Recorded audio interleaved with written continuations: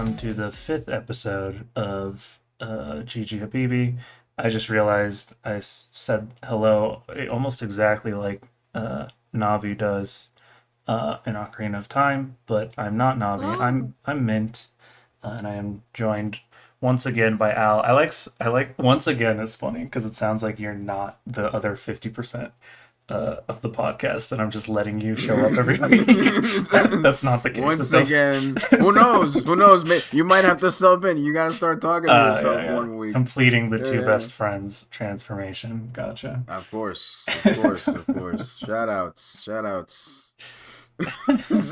I'm out. I'm out. This is true. Not Navi, not Navi. If I Yeah. were that though, like, I guess I could like hunch up against the mic and like do a little voice. Yeah. If you'd Yeah. like Yeah. that for about 15 minutes, I could pull it off for like 15 minutes if you Tattle's want though.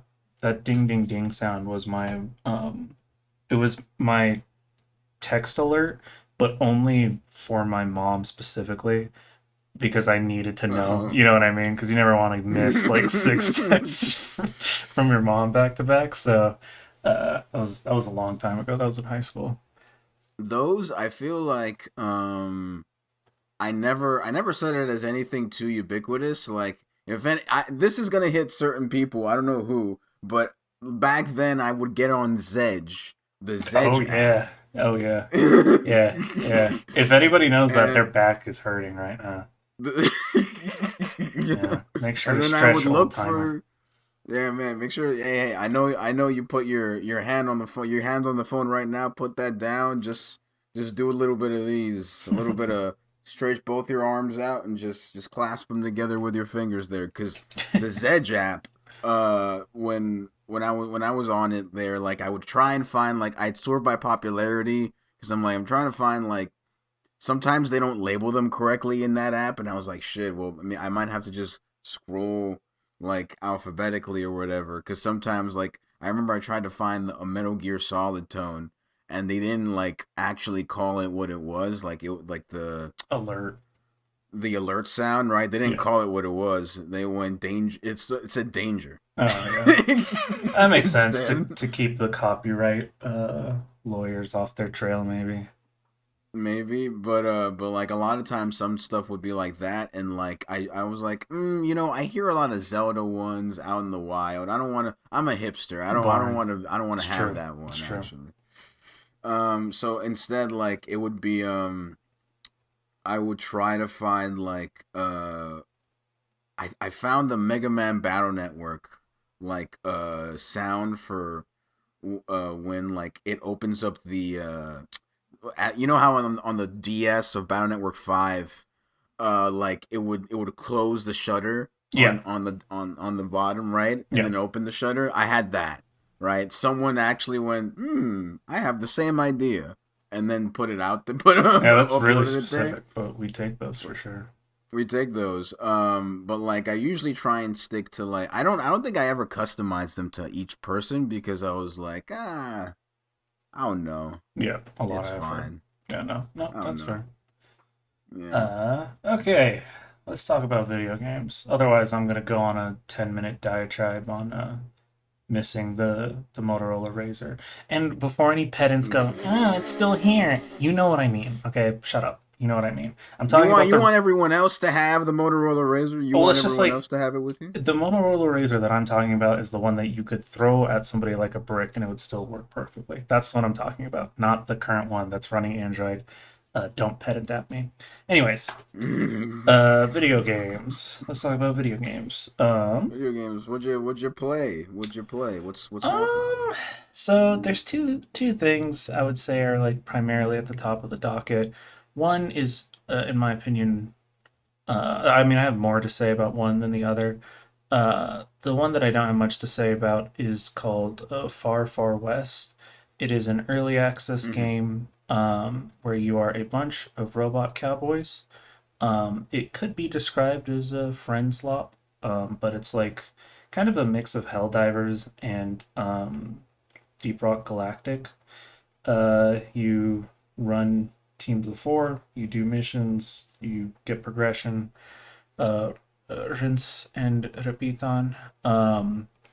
I played the demo and I enjoyed it. It's overwhelmingly positive on Steam right now with like almost 9,000 views. I don't know what about this game made the zeitgeist be like this one. But they did. And I think it's justified. It's quite a fun time. Um, but it's also, you know, in early access, so um, we'll see if it goes in a positive direction. I think the most interesting thing about it from a mechanical perspective is actually the spell integration, where like you can have three spells at any time, and depending on what you cast, they can interact. So if you like Mm. shoot a bunch of poison out and then throw a fireball at it, um, the fire will like spread through the poisonous liquid, things like that. So, and what's nice is your spells interact with like your team member spells, so you can actually set up some interesting, uh, you know, interplay if you communicate with your homies. So, um, yep, I've only got like a couple hours in it, but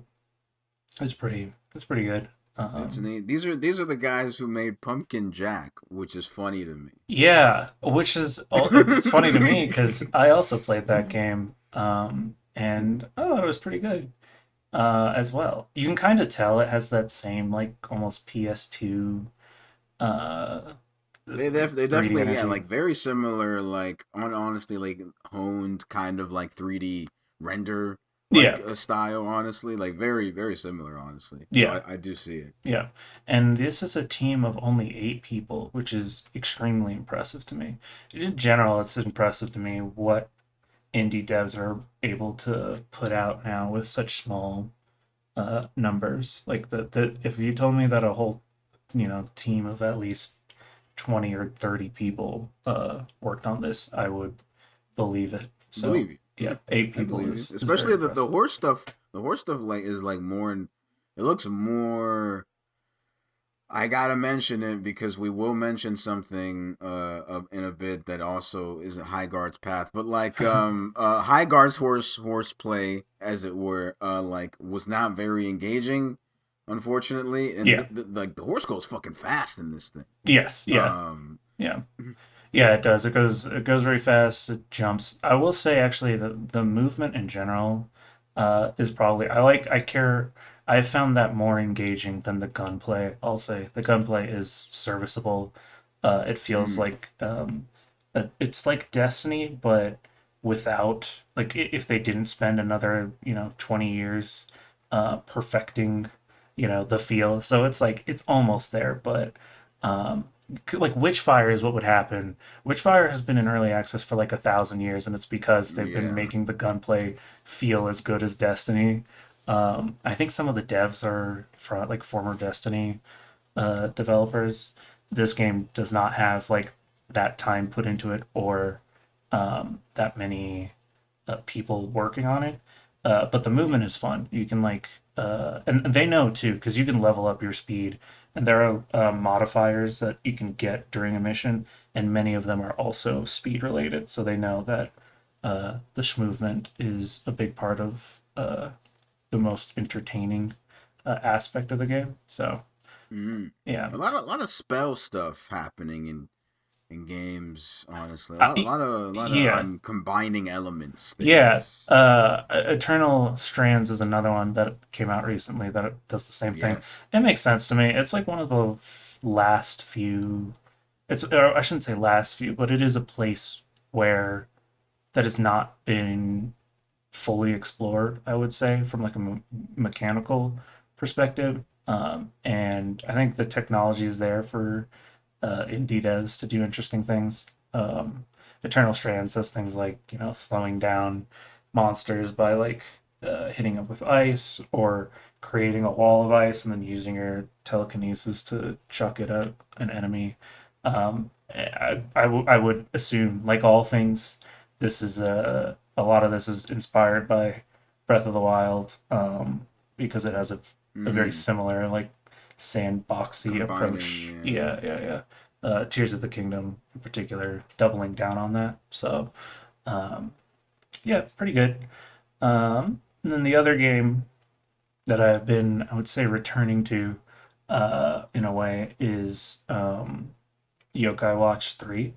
Oh, You know anything? Were you in the I know Yokai very Watch? I, I know very little about Yokai Watch. I've only like played one of them. I think it Okay. was Oh, which one? on the DS, right? The Do you one like a remember? DS one. No, I don't remember. Oh, okay. Probably the first No. one if you think it's the DS, because no DS games came out for Yokai Watch. It was the 3DS Oh yeah. series.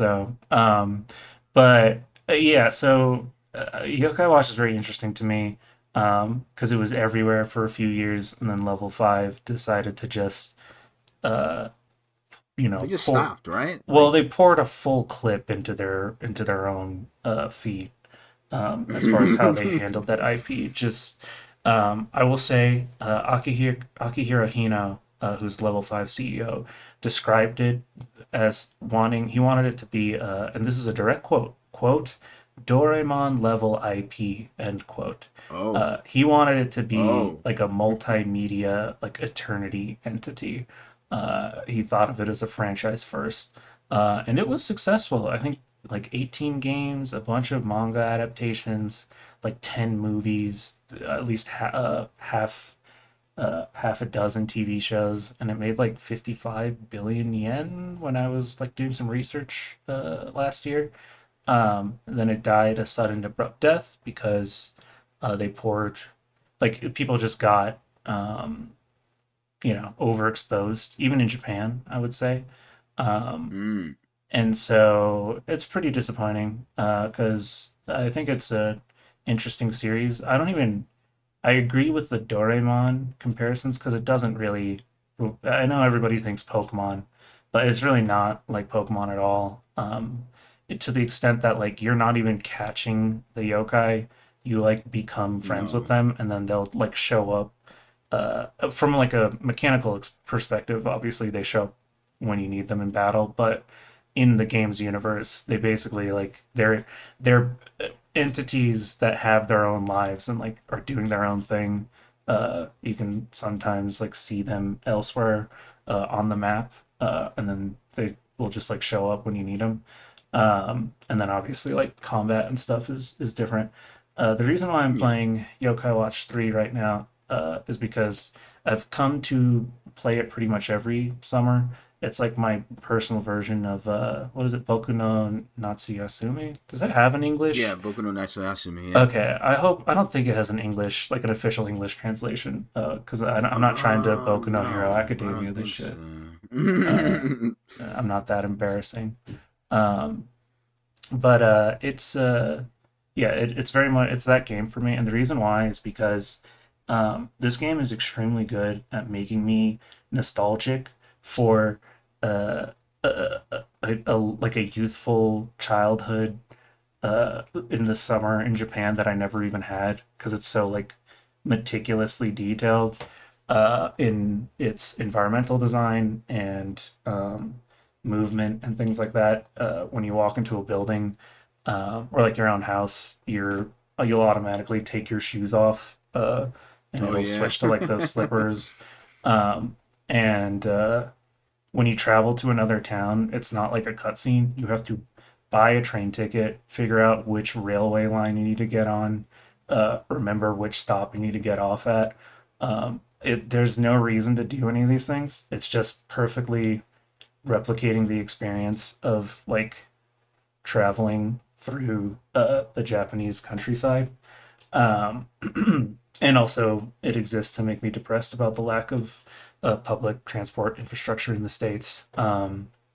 But yeah, it's a very summer coded game, and the reason I can keep coming back to it every year is because it's also one of the biggest games I've ever played. There is so much in this game. There's actually an entire game within the game that's like a Diablo like dungeon crawler called Blaster Oh. T.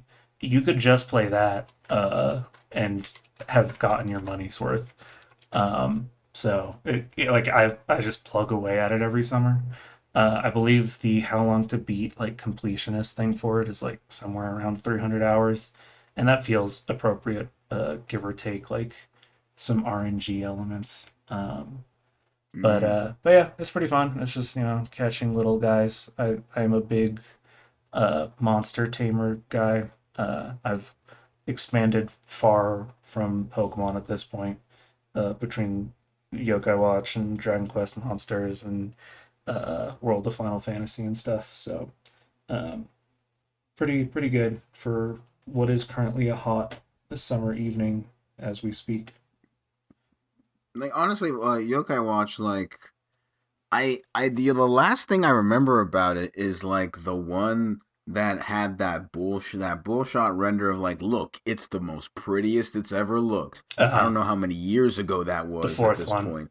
yeah, That was the fourth one, yeah, that never and came to then they were America. like, look how pretty, yeah, and then it never came here, and then I never heard anything else about Yokai Yeah, Watch it's after completely that. on ice. So, do you know what's like going on with it now?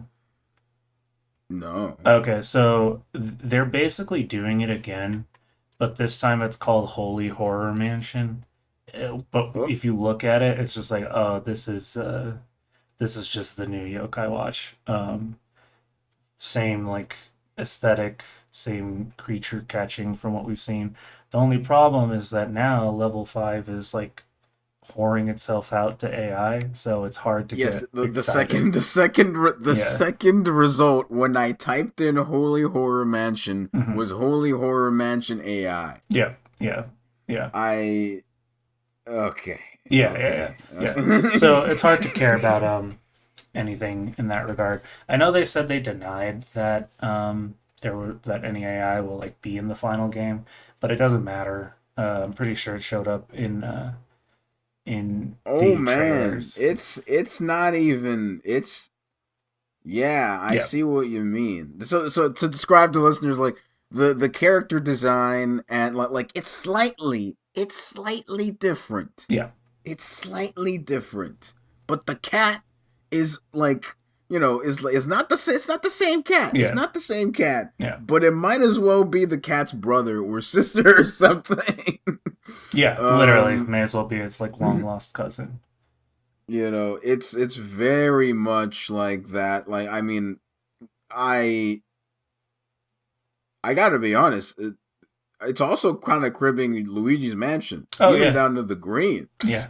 And the name, the horror And the mansion. name, It's yeah. it's kind of cribbing, yeah. Yeah. But like it's this is I mean, to be honest, like it's not like Yokai Watch. Like I think you could get really far on how cute the designs in Yokai Watch They're are. fantastic. Like They're very good.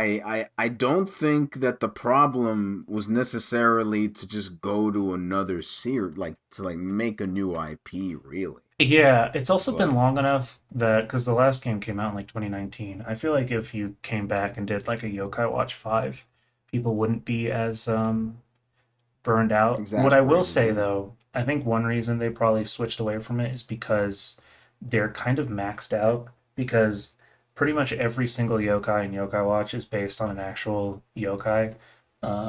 And I think they've Oh gone through all of them. There's at yeah. least 363 yokai in the third game. How are you like what more are you gonna do? This probably gives them more flexibility as far as creating new designs because you're kind of free to do I whatever. see. They tried because do you know the whole thing about Yokai Watch 3 from like what do you call it? From like a localization perspective? No. Okay, Was there so like I mean, there's always localization kerfuffle, but yeah, but this one was this right now it's not like one of those thankfully, but basically in the game Nate he moves to another city, right? In um in Japan, it was he's going to like he's going from Japan to America, but in a sort of Ace Attorney sort of way. Yokai Watch already like takes place in America, and they're all like speaking English and everything. Mm-hmm. So he's like there's a whole bit where the main character doesn't understand what anybody's saying because they're all speaking in English, and obviously he speaks Japanese. How do you localize something like that? For the Ah, localization, they just frame the shift of the move to he's moving to the south, so they all speak in southern accents, and he doesn't understand any of it. Um, but that's like one of the early plot points, and then he has to meet a yokai uh, that can explain or that can like translate southern accents to him.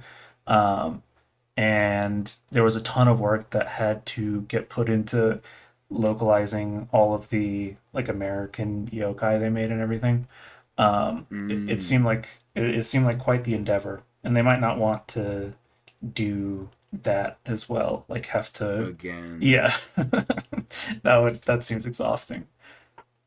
I that seems exhausting. I unfortunately like my inclination is that they don't one they don't want to do it again, but two, even if they did, I've unfortunately level 5 is in a place where I don't think they would earnestly take up the cause. No, Uh, no, they wouldn't put either that I much think. effort in.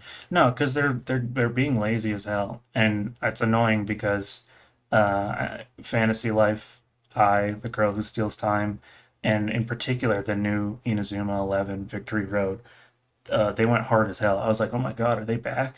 And then all this AI shit came out, and it's like, okay, they're not back. It's like they just full on emptying the clip into their own foot, Yeah, constantly. level DLSS 5. Yeah, It's quite kind of the literally. way All it right, is. okay, okay. Okay, Uh, okay. all right. What's been that? I can't think of anything else that I've been playing besides that. Let me scroll through real quick. Go Um, for it. Yeah, go for it. If there's anything else that tickled you, um, since I'm about to unfortunately like be negative towards two things, but Oh, okay, okay. I actually look forward to that. I will say this is more like a PSA for anybody who's also into creature collectors. There's a new one that came out called Monster Crown Sin Eater. It is completely different from the original Monster Crown, so you can get it. And I think it's worth supporting because the guy who made the first one, the game was like very buggy and had a bunch of issues, and I guess he wanted to fix them, but he got very sick, and then his publisher like wouldn't let him work on it anymore and everything. But now with the second one, he got to self-publish it and work with the team and everything to make it. And I'm not very deep into it, but I think it's very good. The top review calls it the gaming redemption story of our generation, and I would agree in terms of the level up from the first game to the second. So worth checking out. this look I want to stress anyone who's looking this up with me along. This looks you I don't even really go here. Yeah, Like, but you don't like catching little guys. you should at least look at this Yeah, game. the pixel art is phenomenal. It looks exactly like what would happen if we just never went into 3D but kept expanding on pixel art. It's very highly detailed and stylized. And the way they and the way they're doing like the animations for some of the moves here, like they're splitting the difference between like sort of doing the old fashioned like sort of Game Boy or uh like Game Boy Advance era Pokemon Yeah, kind of deal, right? yeah, And then they do stuff like there's a move called Equalize I just saw on the screen, and there's so much sprite, like there's so much animation happening for this move, yeah, just so like it can split. Yeah, like there's a little splitting of difference happening here. It looks phenomenal. yeah, yeah, Everything about the UI and everything about the pixel art is yeah. firing on all cylinders there.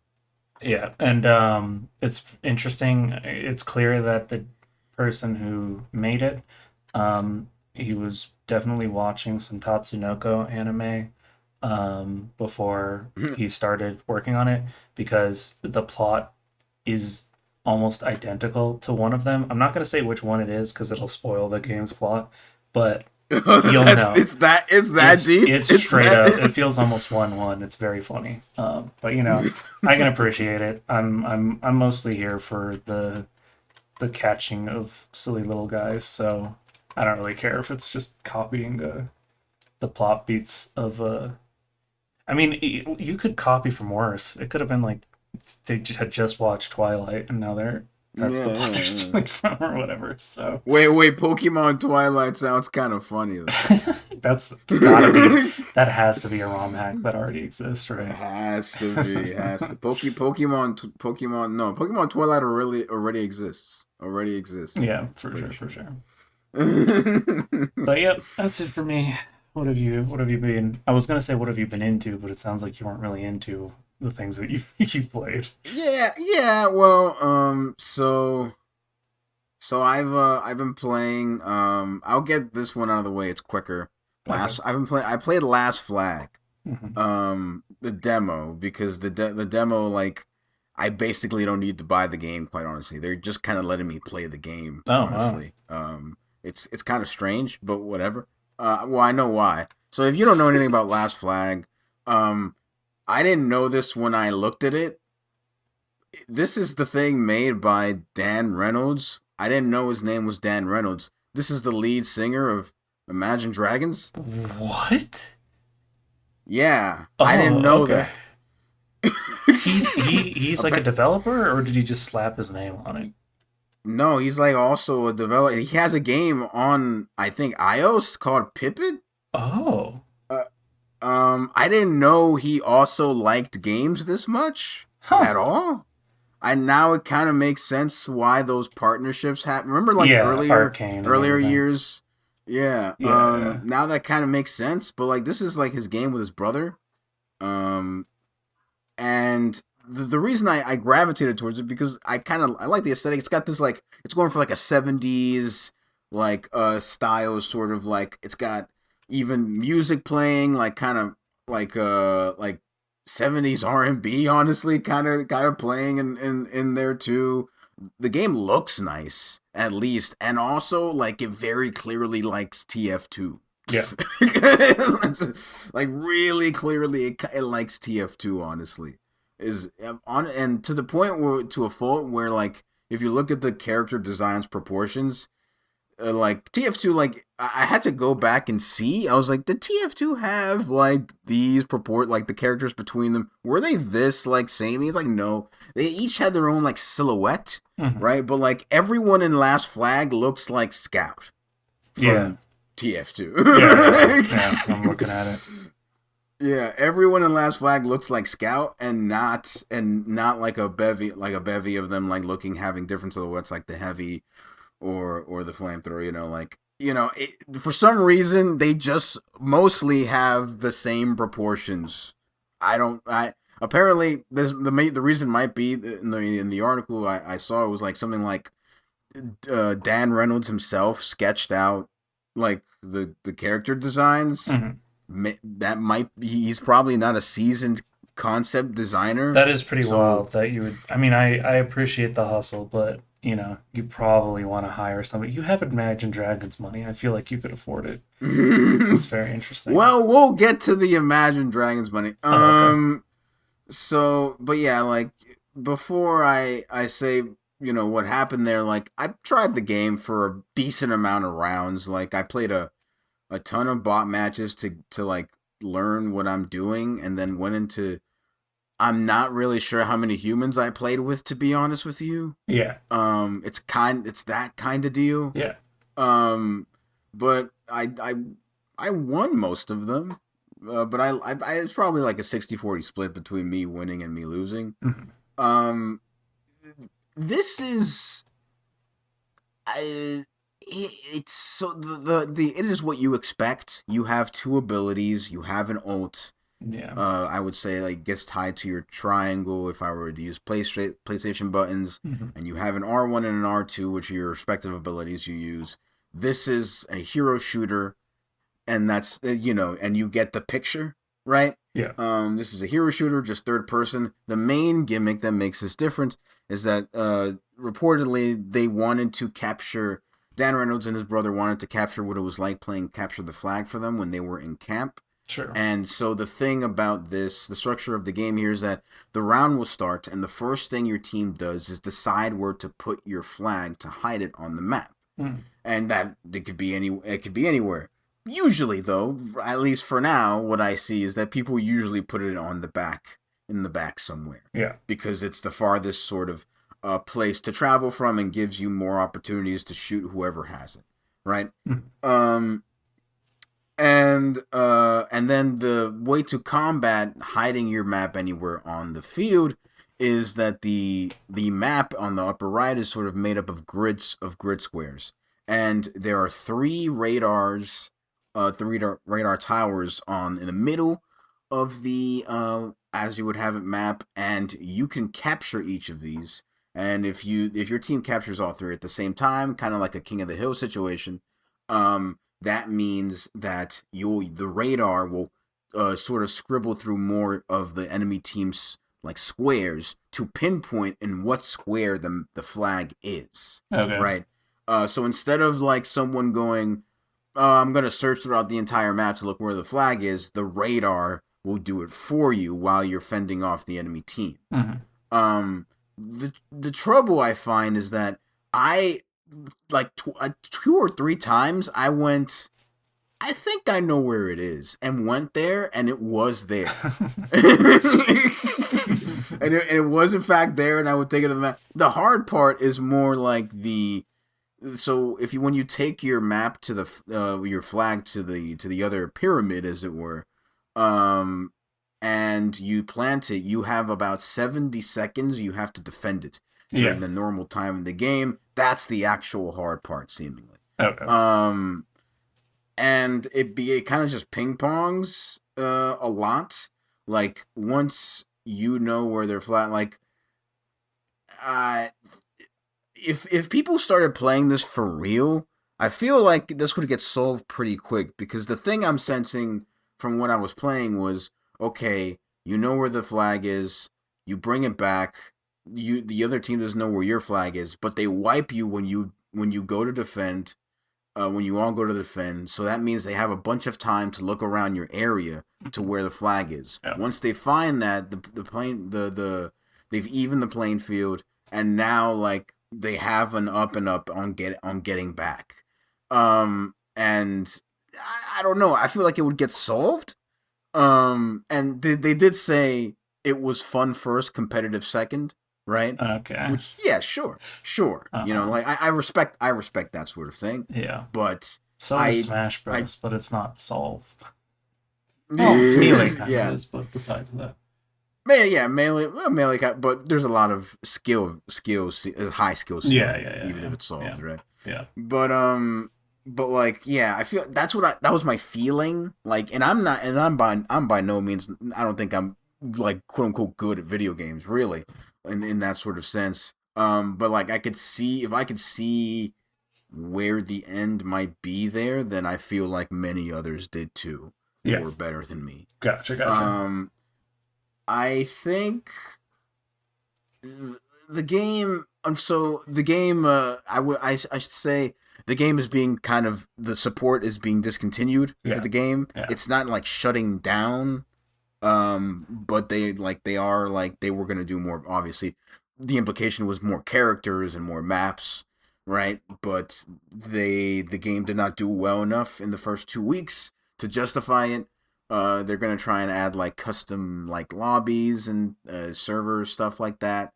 But it seems like they can't move forward here with the game. I'm not sure exactly as to the structure of the studio Dan Reynolds and his brother made this with.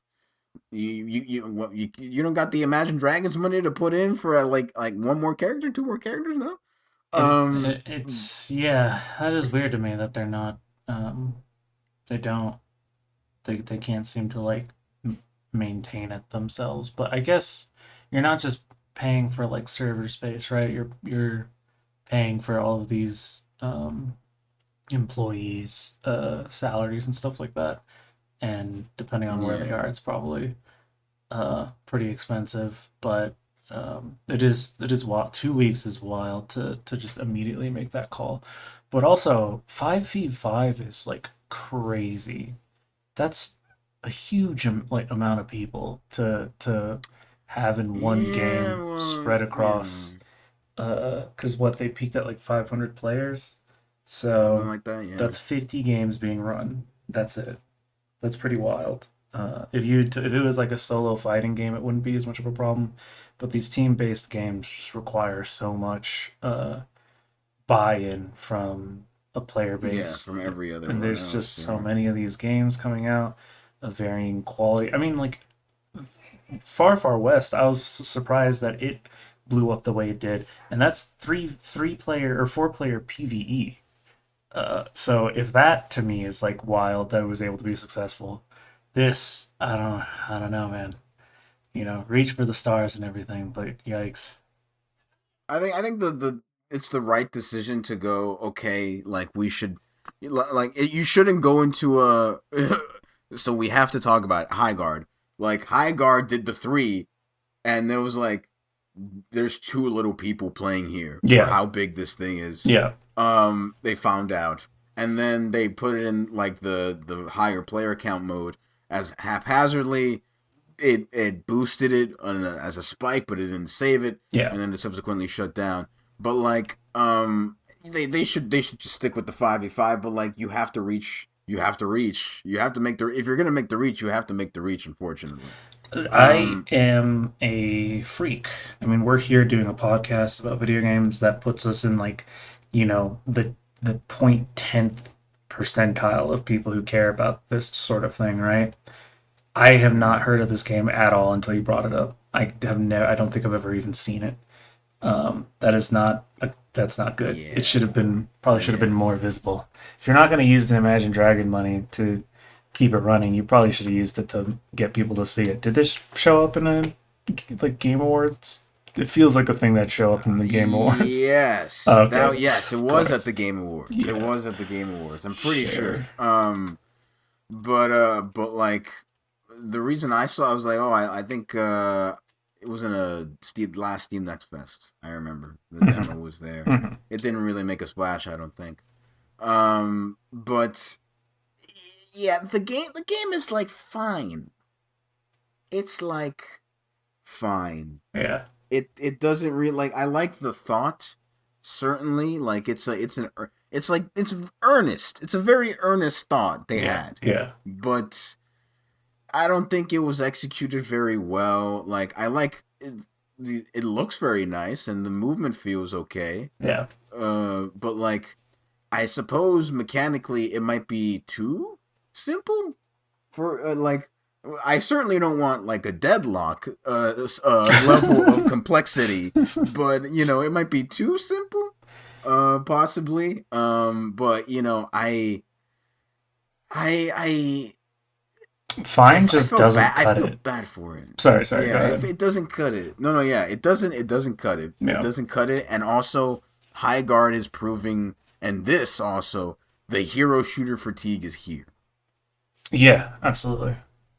It's here. Yeah, without Like, question.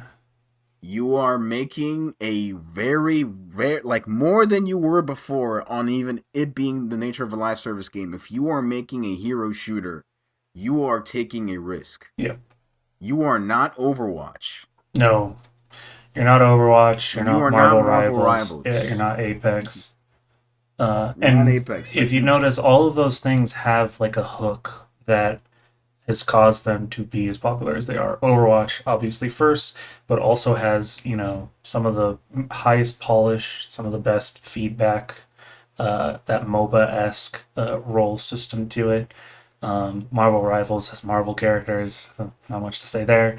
And then yep. Apex has that orgasmic level respawn gunplay. I'm fine with describing it that way because it's true. And Apex was like Apex.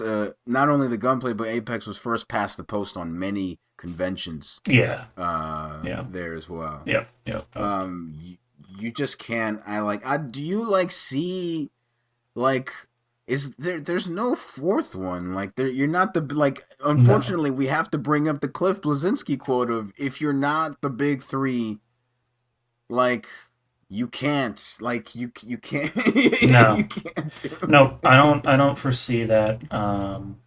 I can't think of anything that could come out that would completely like that would be able to carve out a chunk of an audience that those three games that I just mentioned that don't already have. Deadlock as well, maybe I guess is the Yeah, fourth. Deadlock. Technically not even Deadlock's out. in a weird space. Deadlock's in a weird space where it gets to ebb and flow between hero shooter, Yeah, but also it's a Valve game, and Valve games have an outsized influence in sort of the consciousness of like the sort of uh, PC and freaks. point tenth PC freaks, Yeah, right? yeah, You yeah, know, yeah.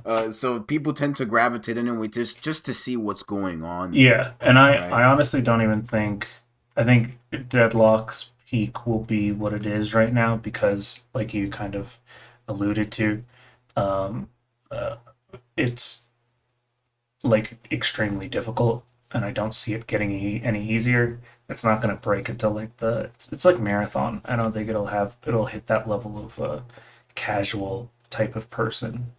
Maybe it will.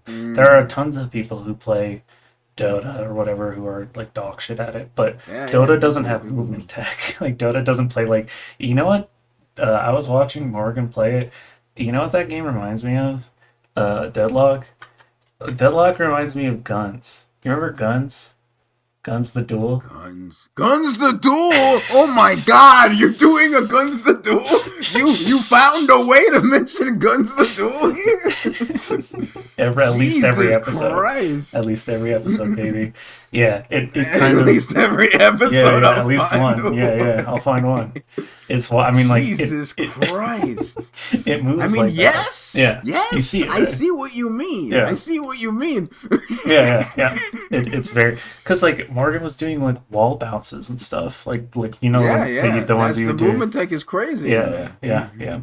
And I went and checked, and I'm not the only person. I think somebody said it in like 2024. Really? Yeah, I think somebody said it in like 2024. So, yeah, Unk it's still got it. yeah, Unk still yeah, yeah, got yeah. it. Truly, an still got it moment.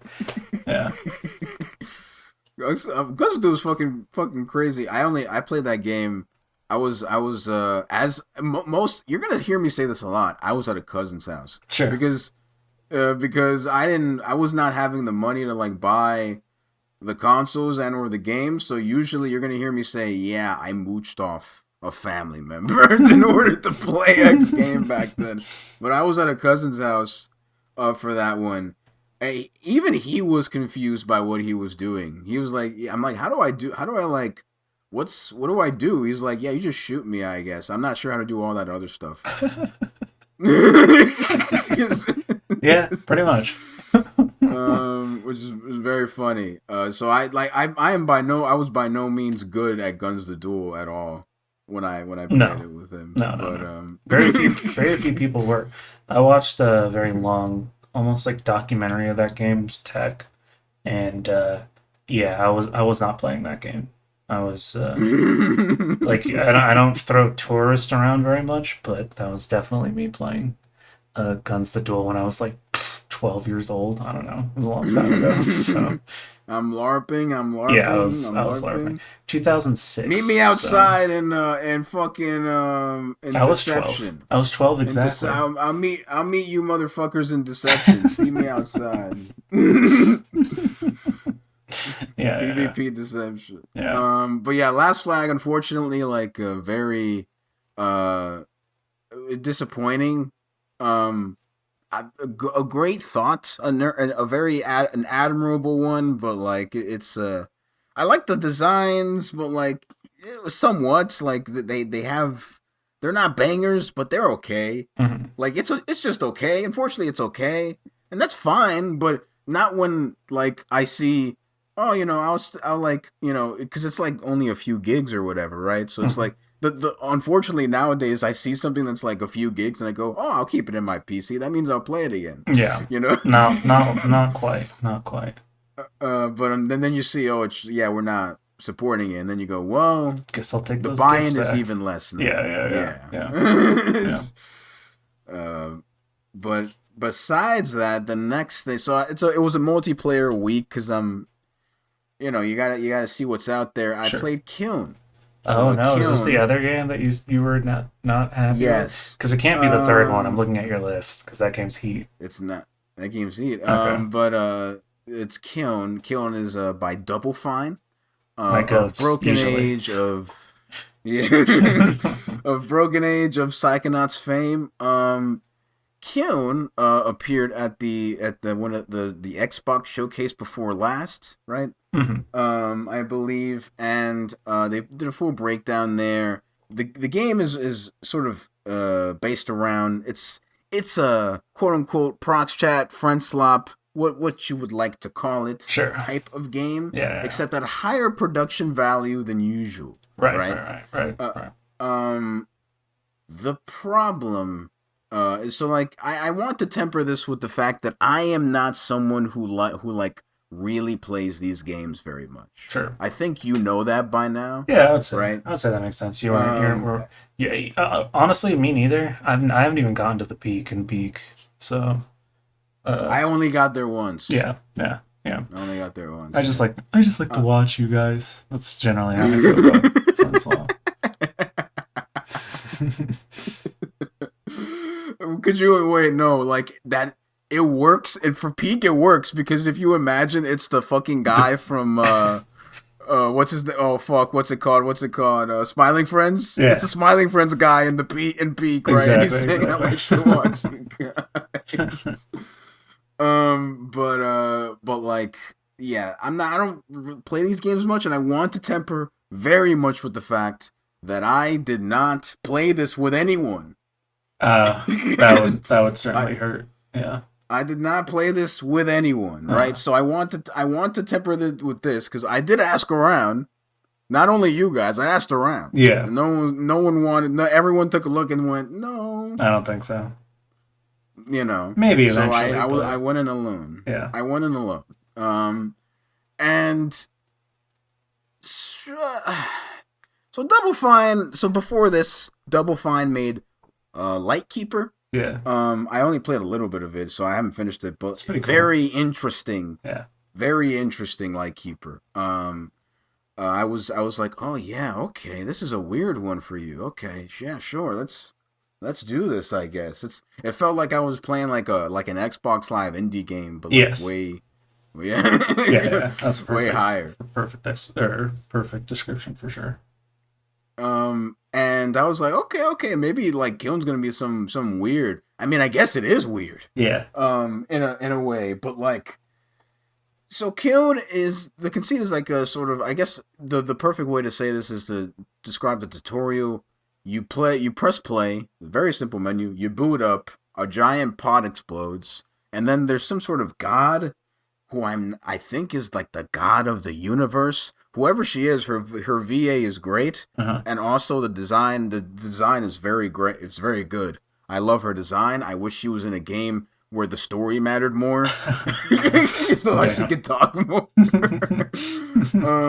But like she goes, you should break, like you want to help me like break stuff, because like there seems to be some sort of thing about she needs you to break stuff to kind of maybe like remake the universe, alluding Okay. to maybe or Yeah. something Kind of Mario along those Dynasty lines. style. Gotcha. Yeah, and all the pots are souls. All the soul, like the little guys you see in Kiln are like souls. I think I'm pretty sure, Yeah. and they sort of inhabit the pots.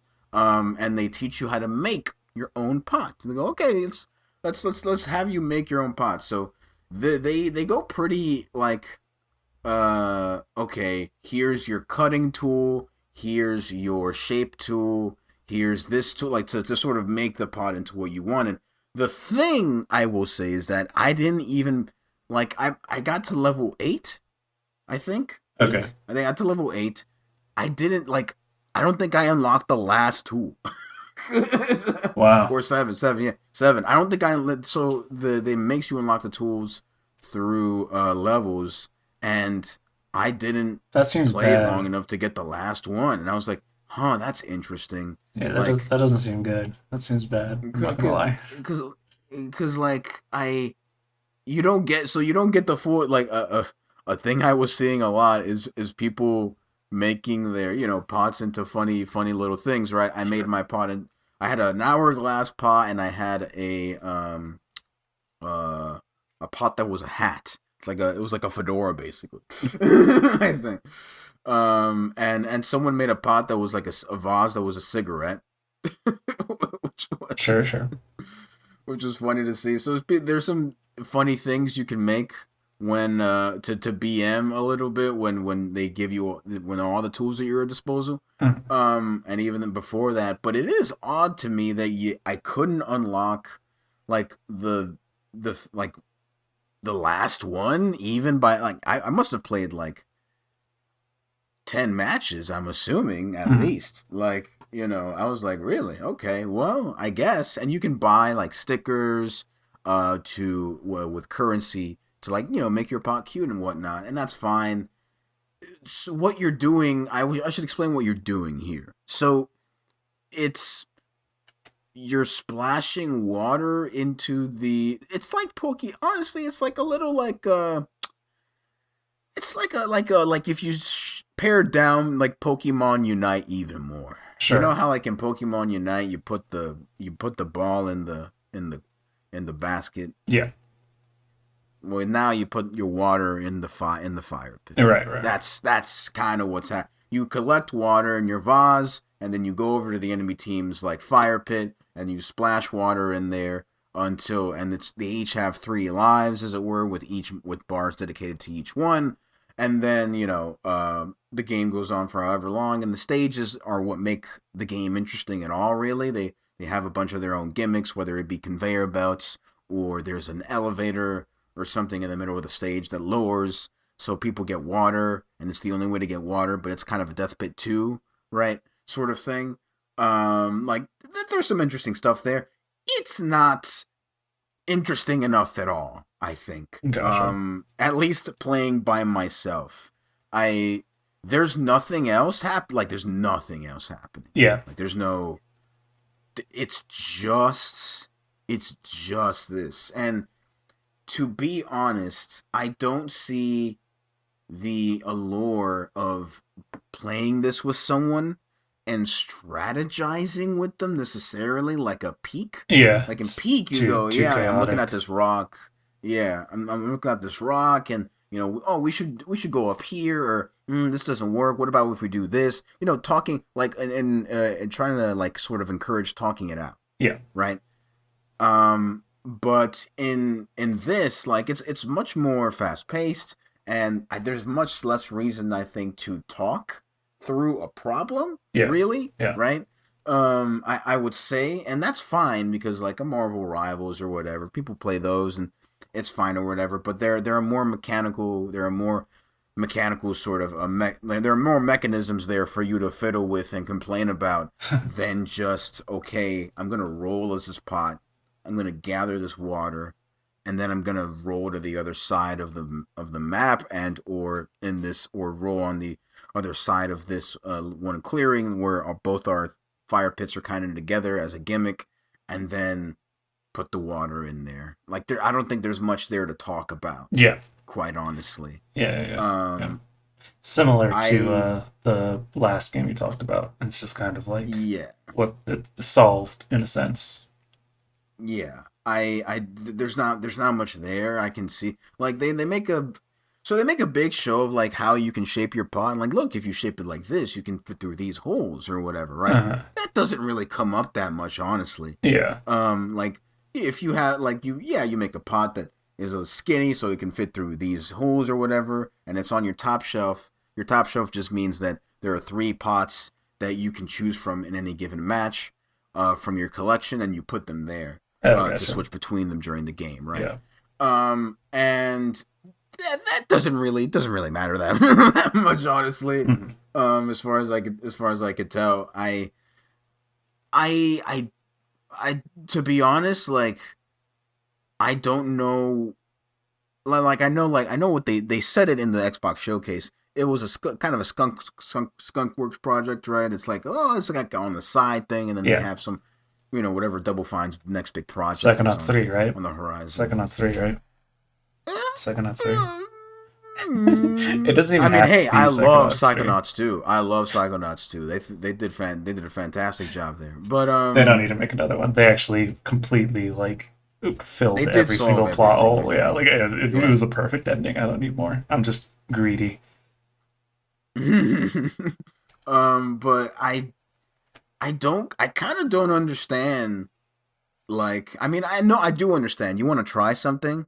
I just think I just think you should have like there should have been something single player in here, Yeah, something here, because I know what you're good at, and it's the single player stuff. yeah, And I don't think I get the inclinations like, oh, it's a bigger budget sort of like, you know, like a prox chat game, but there's no reason for me to talk through anything with anyone. I don't think, but like that's my preliminary opinion on it. Like sure. until maybe someone joins me on that front, but like I don't see what there is for me to sort of bounce off of here. Yeah. No pun intended. I don't get it, quite honestly. Like, I think it's cute. I think its aesthetic is awesome. I think it looks great. I think that one character, there's really only one character in the entire game. It's that one, it's the one god, right? That she is. Uh, but that's it, really. Like, and it made me realize how tied Double Fine is to their storytelling. Like, Yeah, I you think know, that's a like big part of I what think makes them stand I out. got yeah, I think I got a bunch of this when I think I played Psychonauts 1 again, and I was like, oh man, some of this is rough. Yeah, just a bit, just a bit. Some of this is rough, and Double Fine has always been carried by how they weave a story, Yeah. and that's just not here. And I think there's nothing here without that. Uh, if they made a, if they just did it first person, and I'm about to do it again. I'm so sorry. Um, if they did that, then they would we'd finally get a spiritual sequel to Graffiti Kingdom, which would have been cool. Oh Uh, my god! yeah, Oh my I'm god! I'm rolling on. I'm popping off with them today. Jesus, Jesus Yeah, yeah, Christ! yeah. It's You're very just trying to similar. jam him It's very similar. in. It's very similar, and I think making it single player would have let them do more with it. Actually, I think if they just did Graffiti Kingdom, but with like more polish and Double Fine's like storytelling ability, that actually probably would have popped off. Graffiti Kingdom would Maybe, pop yeah. off in 2026 because user generated content is like all the rage nowadays. You know what I mean? We live. That game came out at pre Gary's mod. You know. Um, Yeah. I think if they hone in on that, I saw their map. It looks like they're not even going to have a new game mode until the fall. That's probably not good. Maybe you don't Ooh, need. Maybe do ooh, that before you do the cats and dogs decoration pack. Week 4. You ooh. know, maybe let that take priority. Well, But I guess the it's it's filler. faster. It's filler. It's Yeah, no, faster. yeah. I'm mostly It's doing a bit, faster. but I do think you should. I feel like you should probably not launch until you have at least two different game modes. I don't think there's a single multiplayer game I've played recently of this, format, like multiplayer, in like the past 4 or 5 years that doesn't have at least two game modes. Only ones, or I guess technically there's a difference between like casual and ranked, but I think a game of Yeah. this, like a game with this style in particular, probably probably should have had like two different game modes that sort of capitalize on the create a character aspect a little I harder. honestly, I think they were. This is just another worry of I worried they'll split the player base and then no one will be anywhere. I Sure, feel that is sure, probably the worry. that's fair. Unfortunately, like I don't know. I Stop making also these. what I. It's Stop making these. crazy. I'm sorry, but also I'm serious. You got it. Please stop making these. Like,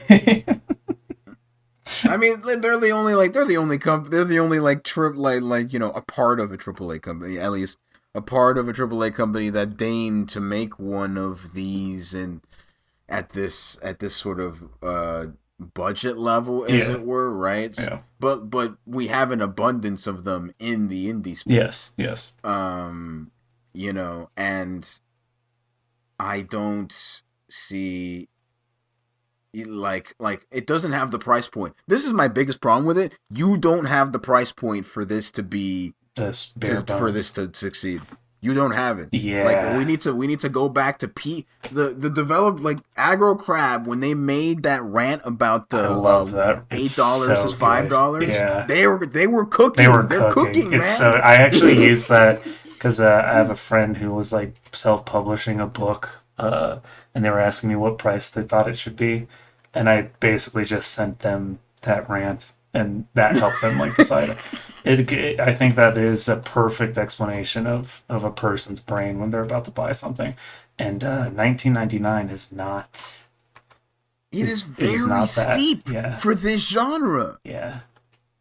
It's really steep. I Oh, don't think sorry. there's enough. I feel like let me read the quote for because I feel like we're kind of assuming people know what it Sure. is. Yeah, let me explain it.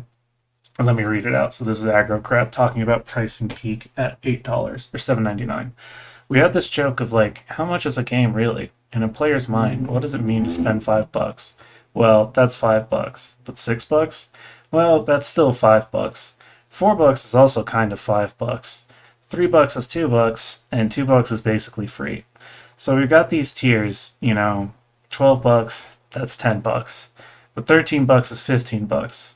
We found that $8 is still $5. It doesn't become $10. $7.99, that's $5, right? So $8 going to $5 is the biggest differential we could find in pricing. So we found it very optimal. This is both hilarious nonsense, but also it makes complete sense because this is exactly Complete how my sense. brain looks at and tries to like justify a purchase. Because I mean, I joke about how I think about fees that I have to pay or like bills that I have to pay in terms of how many video games I could have bought instead of paying for this. And I think it's basically like it's using the same part of my brain. So $20 does not fit. 15 plus for a game, it's got to be solid, both content wise and quality wise, for me to even consider buying it. Does that make total sense? Probably not. But that's just how my brain is like taking in the absolute deluge of video games that we're constantly inundated by. Yeah, like my brain. I try not to do this too. I do this way more with like with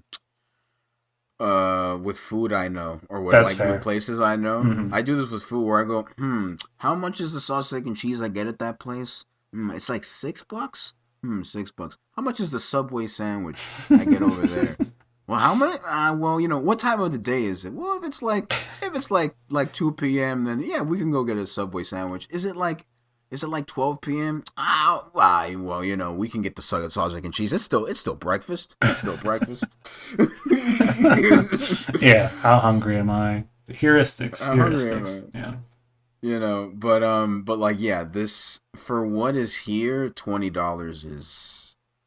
I don't, I don't see it. I don't see it. I Mm-mm. know, I can't really like for this genre. I try not to think of games in terms of price or anything. I've never tried to think of it that way, but like Sure. when I'm evaluating them as sort of art, Yeah. as it were, right? Yeah. But like, But in terms of when getting enough people to play a game, you do have to start yeah, thinking about it from that angle. you have to think about buy-in, and you have to think about the people who play this genre, and the people who are playing this genre are looking at this price tag and going $20. That's Hollow Knight. Yeah. Exactly. Yeah. Yeah. That's Hollow Knight. I mean, dog. Vampire Crawlers was $10. $10, and I have ten 25 hours in it. dollars. Yeah, that's what you're competing with. It's not multiplayer, but it's real good. Like, if you had made me pick between playing that and Kiln, despite not having even played Kiln yet, I'd still probably pick Vampire Crawlers. That's half the price. That's what you're competing with. It's tough, but It's tough, but yeah, unfortunately, like yeah, it's I'll like probably like hop back in every now and again because the aesthetic is so nice, but like I'm going to forget also the download size is very low. It's like Hmm. 4 gigs, I think. Hmm. So it's whatever in there, right? But otherwise, like, it's, yeah, I feel I will forget it is there eventually. Yeah, those are the two. That's the multiplayer minute, I suppose. There. So the next thing I played is Arco. Arco, I should explain, is a game that came out last year. Yep. As well. So I'm a little late to the party. I bought it last year. I meant to play it, but it got away from me. Um, it's a shame. This is an easy top 10. It's phenomenal. It is. It's so good that I don't even bring it up because I don't feel like I could do justice to explain how good it is. Like that's legitimately that's why I've like relatively not spoken about it, but it's that good. um, I need everyone within the sound of my voice who has played Into the Breach. You need to play this. Anyone who ever liked Into the Breach, you need this. You don't know this. You need this game in your life. You're gonna wish it was 10 hours longer. Yeah. You're gonna wish they were like, damn, I can throw more crazy bullshit at you. Yeah. Let's see what happens when like there are so many spots in this game where I thought I can't. How am I supposed to do that? And then you how, did. am I supposed to get out of that shit? What the hell? And the game enforces you to find your way Yeah. to the solution. So Arco, all caps, is a game made the studio. Correct me if I'm wrong. Very small, I believe. Yeah. Right. Very small. And it is a sort of I said Into the Breach. So the way this kind of works out is that you're like one person, and it's like a little map, as it were. You're like a little guy, let's say, and it's turn based ish. Um, so you have sort of a line. You have an arco that just means basically a bow and arrow. And you sort of aim with the bow and arrow, and it has a cursor. I played this on mouse and keyboard. I found it was better to sort of maneuver the sort of arcs, no pun intended, as it were, of what you're doing, because it tends to be important in this one. And you sort of move very omnidirectionally in any way, shape, or form. It's not a grid based thing or anything, but it's very dependent on you learning the distance. It's about learning distances, learning like sort of the physics of what's sort of happening and what you're imposing when you shoot an arrow, when you're walking around an enemy, when there's a bullet being hurled at you. And the reason I mentioned Into the Breach is that there's a sort of element of perfect information here where, let's say, a bullet is flying towards you. If I mouse over that bullet, there will be a sort of arc there. Like there'd be like a red sort of line drawing to how far, and how like how close it's gonna like come to me, right? So it's like, oh, is it like this much paces? Oh, that means like it's not gonna get to me. It's whatever, or it's arcing in this direction. It's not gonna hit me, sort of thing. So like the way it'll work is like let's say I go and move, right? Uh, I move, and then a bullet will start, like if a bullet was like sort of shot at me, then it will start moving again as well, right? Once I move. Actions happen in sort of like this turn-based way, but um the game wants to keep you on your toes. So I should explain that the game has magic. There's like a magic bar. That's kind of, if you know tactics games, this is kind of like sort of pretty standard. You have a skill tree that each character has. Each character you play as is a skill tree. You can build them in different directions as well. There are only so many directions you can build a character. It's probably like three per, honestly, Yeah. when I think about it. Yeah. But sort of the way it spices you is that so the story of this game, this takes place. What would you say? It takes place like turn of the century, like when the gold rush is coming in, Yeah, I believe it's at this explicitly point. described as a fantasy alternate version of like frontier era North America. Yeah.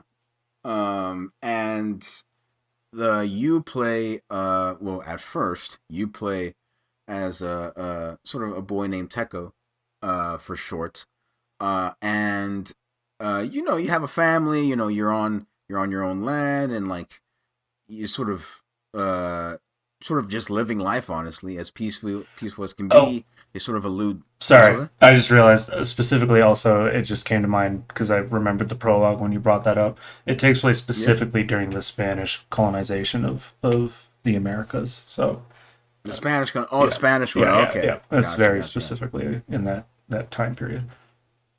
And you're sort of living life as it were, and the I should say that the beginning is very important because they say the sort of thesis of the game, through a myth that the game is made up here about a great tree, the sacred tree there of a great size, about a huntress who sort of hunted too much, took too much from the land, and was uh, punished by the gods and locked essentially inside the tree as well. And the tree grew around her as for sort of penance, and she will always be in that tree in order to sort of atone for what she took from the land. I believe killing the tiger, right? It was the tiger, I think. Yeah.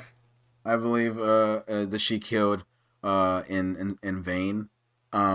But this is used as an allegory for how much is being taken from the land by what they call here, instead of the Spanish American War, is like the Spanish invasion, as it were. Here it's the newcomers. They're newcomers. Yeah. They're just new. They're just new. Yeah. It's a neutral term. No one, You know, these people won't do horrible things to us because they're normal human beings like us, and Definitely they'll be not. kind. Yeah, yeah, But the story starts out with Tech, a little boy. He sort of feels sort of a pull towards coming to the tree. Um, Subsequently, he gets to the tree. He falls asleep. I think he's fighting like a random animal, I yes, believe, yeah, right? And he unfortunately gets knocked out. Wakes up. He goes, "Oh crap! I slept here." And then like two newcomers are sort of talking in a language he does not understand. Uh, Sort of talking about the boy, essentially saying, "We should just kill this. We should kill this kid. He might come go back." And he's like, and the other guy's like, "No, no, what are you doing? We can't just draw that much attention." And then Teko decides to sort of run, or you can fight. They give you a choice. You fight or run. I was like, "There's no shot. I have the gear to kill these guys." I'm running, and so Teko runs back to where his family was, the camp. They were camped out, and unfortunately, he goes to see that they have been decimated, and the land is in ruins. It's now like, instead of like a bright blue sky, with green as well, not green, but with great desert, a nice calm desert, I would say, as far as you can see. Instead, it's like a very dark hue of red and just debris and blood everywhere. And Teko is knocked out, and you switch to another character. This is the very interesting thing about this game. I was like, oh, I'm some other guy. At first, I was like, did oh, you I'm think some other that? guy. I guess I for like 10 minutes, I was like, oh, I'm That's some funny. other guy. That's funny. And then I That's was like, funny. wait, oh, I see. I'm still him, but it's like way later. Yeah, Teko is now grown older. He is a weathered old man at this point. And he sort of roams the lands as a nomad instead. The game is so poignant about it does a lot with how little it has. Like the game is so I should say, like, the game is very, it's pixel art, and it's very like there's not that much dialogue, no, but what is there is very compact. They really hit it home with not a lot on the plate, yeah, as it were. Like they show just enough to drive the point home. perhaps a costume change here, a scenic beautiful pixel art like over here, like of a certain like place, right? They like really hammer it in when they need to. Um, but everything like is definitely in service of like what you're doing in this com. They're like we're making a fucking good ass tactics game. Is, Yeah, is is we what we're we doing know we're here. cooking. We know we We got know the we're sauce. cooking. Yeah. And so this leads me to he's old and weathered, and once you start fighting as him here as Tizo as he calls himself here, uh you start seeing a ghost as you're in sort of the like pause as it were in combat when you're not when you haven't planned your input your action yet, and the ghost is moving towards you even as nothing else is moving. So the thing this game does is like it's going actually. You need to think of it. So when the ghost comes towards you, it gives you a hit of damage, and periodically, as Tizo, the ghost just like uh appears, and it'll have a sort of menu notification on the top left going, the ghost arrives in like this many like turns, right? And each turn is an action, and the game speeds up your thinking. You go, oh, I guess I just get to like chest this out, really, like it's not speed chess or anything, but instead it's like you need to think now, or you just take this damage. This is free damage to you on your ass. You have to think now. What are you doing right now? Yeah.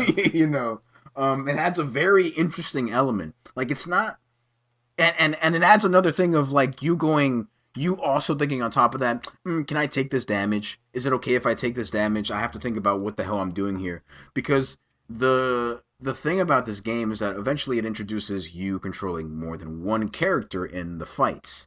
And once you start controlling more than one character, there are more things to account for and more positioning to think about, and that means, wait, where's this character right now? What's going to happen to them if I do this? If I move if I knock the enemy over here, does that mean that they're going to activate their attack here? Like you have to think about so much more when it's more than one character and these ghosts are coming at them, that you start going, I'm going to take the damage, whatever. Or if I take 3 ghost damage, I'm just going to have them die right now. So that's pretty bad. So it adds this extra layer on top of the already like juggling of trajectories or that just like exhilarates, honestly. Like I don't know about you, but when I was in the what I guess I would call the abyss, when I was in the abyss and I'm fighting all those ghosts or whatever, I'm like thinking a mile a minute. I'm Yeah. like going like my mouse is moving really fucking fast. Yeah. You get into a bit of a Tetris-esque flow state for sure. Yeah, I don't know what you thought about sort of the way the characters sort of come together, as it were here. Wait, what? The way the characters like unite Yeah. essentially. Because I was like, I for a second I was like, oh, I guess maybe it's anthologies, and then the Oh, second character oh, shows back oh. up at the bar, and then I was like, oh, I see. Yeah. Sorry. My brain is fried. I honestly was surprised that there would even be team-based combat. It felt like I did not know that that was the case. So, and it felt like the kind of thing where it's like I don't know if I can do this with more people, but you can. It builds up to it in an interesting way. But I love, is it live a live? I don't know how you're supposed to pronounce it. I don't know if it's live a live or live Live alive. alive, Live alive? live Sure. alive. I don't even know Yeah, anymore. doesn't Yeah. matter. Point being, I'm a fan of when interconnect or like individual stories interconnect, either at the halfway point or near the end, which is something that Arco does, which I am uh, quite happy with. But I'm just happy with that game overall. That game's good as hell. Um, I would like to note that you put a screenshot in here. Why did you put the screenshot in here, bro? Why did you make me look at this with my eyeballs? So I put on the doc. I put a screenshot. It's a Steam screenshot. If I say it, you'll probably find it. Honestly, it's like the first thing when I go to the discussion this community hub. Yeah. If you click on Arco, it goes, this game seems slightly woke. how woke is it? It sounds like the setup of a punchline. How woke is it? Woke is it? This shit, I cracked the hell up after I went to the community of after finishing the game, and this is the first thing I see. This game seems woke. Oh wow, it's how woke is it to detest the the constant extraction and invasion of your people. Interesting. How woke is that? That's woke. It's woke. It's woke. It's woke. They're saying it's woke. They're telling me it's woke. Honestly, and like I think the next comments are like some people going, "You're a fucking idiot." Yeah. I mean, bait used to be believable, bro. It's hard it to used to it's be. hard to even take that seriously. Like you know what you're doing. Look at it. The first word in the description is Mesoamerican. You know what you're getting into. You're just being a clown. But joke's on Yeah, you. You're missing peak. I'm I'm glad that missing this P. game seems to have bumped up in terms of sales because I remember they said they were a little worried. Maybe not anymore. Hopefully, the small team size makes it so that they are able to put out another game because it's fire. It's fire. And yeah, I remember their statement back last year. It was something. What was it? Something along the lines of like they were kind of like I would say it was a little bit of like a like I'm so tired. Like it doesn't matter if I make a good game. I know like it was like I know the game. My game is good. I know my game is good. They're right. Like I know it's heat, but like that's not enough. And they Yeah. were like really frustrated, Yes. Yeah. right? Yeah. And I feel you. Yeah. I Rightfully feel so. you. This is Rightfully one so. of I understand your frustration. You made a banger. Like I get it. It's just you know the answer and I know the answer. And Mm. it's just that there's too much there's so much out Yeah. There there. is. There is. There is. It's just you very know. difficult to get into the zeitgeist. But definitely play Arco if you're listening to this. If you're listening to this, it should already be on your wish list. I'm not gonna lie. Yeah. Because yeah, that's 1,000% our shit. Um, yeah. Any last thoughts before we get into my favorite part of the broadcast? Uh, um I will say this game has a specific thing. I got the good ending, the Oh, less look guilty at you, one. gamer. I got the less guilty one. But usually the funny thing about the I feel like a thing in games that happens a lot is the good ending has more content kind of thing, right? Mm-hmm. Mm-hmm. But this time it's the bad ending that has more content. So Yes, when in Arco when you there's a guilt system, and guilt is sort of what makes more ghosts appear as well. If you rack up guilt, it makes the game harder. But you gain more experience in turn to deal with what is at the end of the guilty run. And what is at the end is you fight the what I assume to be implied the entity inside the huntress herself, the entity inside of the sacred tree. I saw that fight. That whoever the person I saw beat that fight had that shit planned out. They just and this was an instinct of mine. I was like, I feel like Dynamite's like really strong in this game. yeah, it's a little overtuned. I would recommend people don't use it if they want to like fully engage with all of the mechanics, Yeah, and Dynamite's then like really good. yeah, I and think then it's really good. I did not. just use it to cheat the Yeah, last boss when you get to the end. If you get the bad ending, I would agree with that. yeah. Yeah, Yeah. If you get the bad ending, you cheese the last boss with it because that last boss looks fucking crazy yeah. without dynamite. You know It's what I'm fun. It saying? reminds me. I can't remember which Disgaea it is, but is it Disgaea? I just remember there was a game that I played where you could get the bad ending, and in the bad ending, you would have to like basically go through an enormous trial that's basically impossible for anybody who doesn't know the game inside and out. And it puts you Mm. on like an entirely different route in the game and everything. That kind of stuff is pretty cool to me. It was kind of it was kind of doing the Undertale thing before Undertale because Undertale gives you more content if you do the bad route, but Mm. it's you got to earn it. Toby Fox You said you gotta gotta earn earn them. it. Otherwise, You this gotta earn it. skeleton that inexplicably everybody wants to fuck is gonna give you a bad time. So, Is it that inexplicable at this point?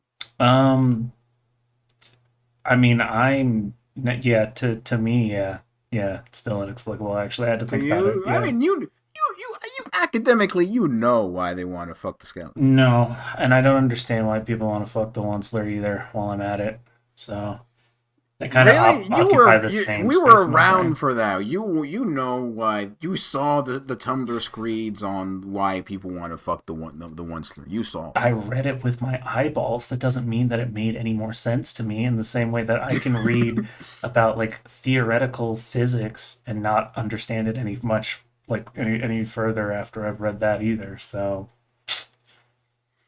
You heard it okay, here first. The once fucking the one slur and theoretical physics, same same thing, plane, same thing. same Let's plane. let's just let's start the news because I know people are gonna get mad at me for that one. That wasn't even on purpose. I'm not even trying. I'm not even trying to rage bait. I just don't get it. But let's just leave it there. Yeah, Let's just yeah, sure, continue. sure, sure. Um, okay. So the news here.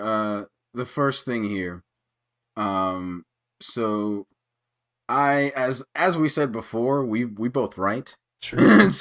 Sure do. And I tend to pay pretty close attention to what's happening in games journalism, as much of it as it is left there Yeah. is. Yeah. Yeah. Unfortunately, Paced Games is over. It is being shut down. The short version is that Paced Games was sort of spun out essentially into endless mode, which I'm pretty sure I followed on Blue Sky as well, besides just visiting the website. But like, um, was spun out in endless mode. That only lasted 6 months up until now, which now it's just being like shut down. And what I would say on like it like this is sad because like they go, yeah, we have to lay off like 3 people. It was just 3 people full time. Yeah. It was all It of was them. just Yes. That was a 100% layoff. Yeah. that it was just 3 people. And it's like, no, it can't we can't do it. Can't do it. It's over. We can't do it. Yeah. Like we this what do we it's just there's just no there's this not tenable. Like we can't even hire 3 people. I mean, I guess the Washington Post only had one person really, Yeah. and what like Bloomberg is 2 people. Yep. Yep. And one of them So doesn't even really talk about video games from like a cultural perspective. They just kind of do. Not in the. Let me rephrase that because it is from a cultural perspective, but I don't mean like he's like a not. critique. It's Yeah, like yeah. critique. Jason Schreier is not talking about like video games as an art form, which is good because he has Yeah. horrendous taste. But Yeah, uh, Steven Totello, Jason Schreier, they're doing the sort of the reporting aspect yeah, there, yeah, which is important, right, but it is which is not. important. It is not like they're not doing basically what you and I are doing right now in any real sense. Yeah, that's for the I guess Jason Schreier has his own podcast. I believe it's Triple Click, but I could not imagine uh, listening to that man for an entire podcast. And I recognize the irony, but if you think I'm annoying and abrasive, God, you know our connections on LinkedIn. He probably doesn't even know. that's funny. I don't think there's no shot that he knows, but yeah, this was like decades ago before he even touched Bloomberg, which makes that funnier to me. But Yeah, but like a lot of people came down from Pace Games. Disclaimer, like Diego, who runs into the spine, like who I know, who let me write on into the spine, who lets me write continuously, who invites me to come back, like like also got their start there. Like people I look up to in this space got their start at Pace Games. Like it's just like we're there's very little left. yeah, it's Um, over. I would say honestly. Um, and it's just I want to say it's depressing. I feel like the writing was kind of always on the wall. with this sort of thing. And I will say, I am very glad that I never went into games journalism as like a career, because I mean, I'm depressed right now. I can't even imagine how like like I would be well past my 13th reason if I decided to get into game journalism as a full on career. So I feel very bad for the people who've been laid off. It's disappointing, but it's just like, yeah, it's kind of like business as usual in a way. So Yeah. ugh. Unfortunately, on Aftermath, who was one of the follow ups, right, to people who aggregate after they're laid off in Yep, games journalism. yep, Aftermath also mentioned, I believe, from Kotaku that, and as well that the people who own the AV Club also own Jezebel, and they fired Jezebel's editor in chief, and yep. they haven't hired anyone since. Hmm, hmm. So it's not just the companies that are gobbling up journalism sites, like they're doing it to every every genre Yeah, as well, yeah, unfortunately. It is painful to think of. It's interesting because when I think about like early journalism, it's a lot of like sort of product review sort of things, right? Because of gaming magazines, right? Sort of brother. thing. Yeah, I remember Game Um Pro. Yep, yep, yep, yep. And then there'd be commercials in there with like Crash Bandicoot and his harem of real life women for like the GBA game. It was like an advertisement, and you would just look at that and be like, "This is normal and well adjusted, and definitely won't lead to the exploitation of male rage that will inevitably end in effectively like the downfall of America or like the United States as a civilization." Um, these two things will definitely not be connected to each other at all. Uh, Bloodvertising works, they say. yeah, yeah, yeah, yeah, yeah. um yeah, you remember the bloodvertising. You I'm remember the just, blood. I'm You straight remember up. I that? feel like a Yeah. record skipping in my, like, it's just, my brain is just, it's just bumping over and over again. We should, yeah. Bring back. Honestly, everyone, people were like, "That's crazy." Back then, no one would bat an eye at advertising on a gravestone. At this point, that's not batting. That's not getting any reaction, unfortunately, Which anymore. one was it? The first Dead? No, not Dead Rising. It That was that zombie game that had that bust in the special edition. It was just like a woman's bloodied torso. yes, Yeah, yes, I don't yes. remember what the It was game Dead. was. Dead Island? Is it Yes, Dead Dead Island. It Island? was Is it Dead Dead Island. It was Island? Dead Yeah, Island. yeah, Yeah, yeah, yeah. yeah. My God. Yeah, I remember that. Yep, yep. Aged well, but like I remember those days and reading because I have a lot of Game Informers and a lot of old magazines that I like just got because I was like curious. I was like because I the first thing I got was Game Informer because of the GameStop subscription, and then I was like, oh, what about Game Pro and all these other gold magazines, right? And then Hmm. I bought those like in like just random issues really just to see what was in them.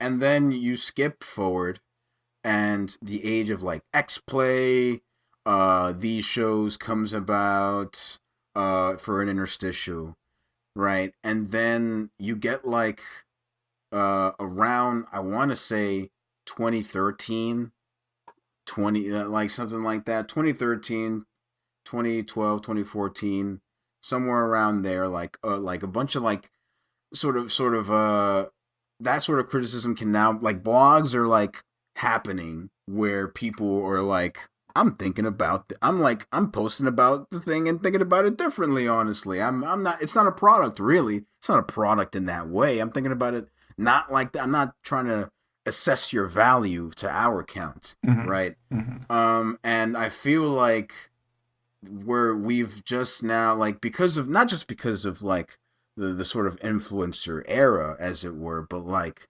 also because of the scarcity and sort of the economics uh, around the current state of this country, as well as the gambling problem, we're returning, I think, to a time of constant measuring value. Yep. Not just be and the sort of dearth of criticism as well is contributing, but like it does not help the cause that people are just assessing things based on price for good reason, but for bad as well. Yeah.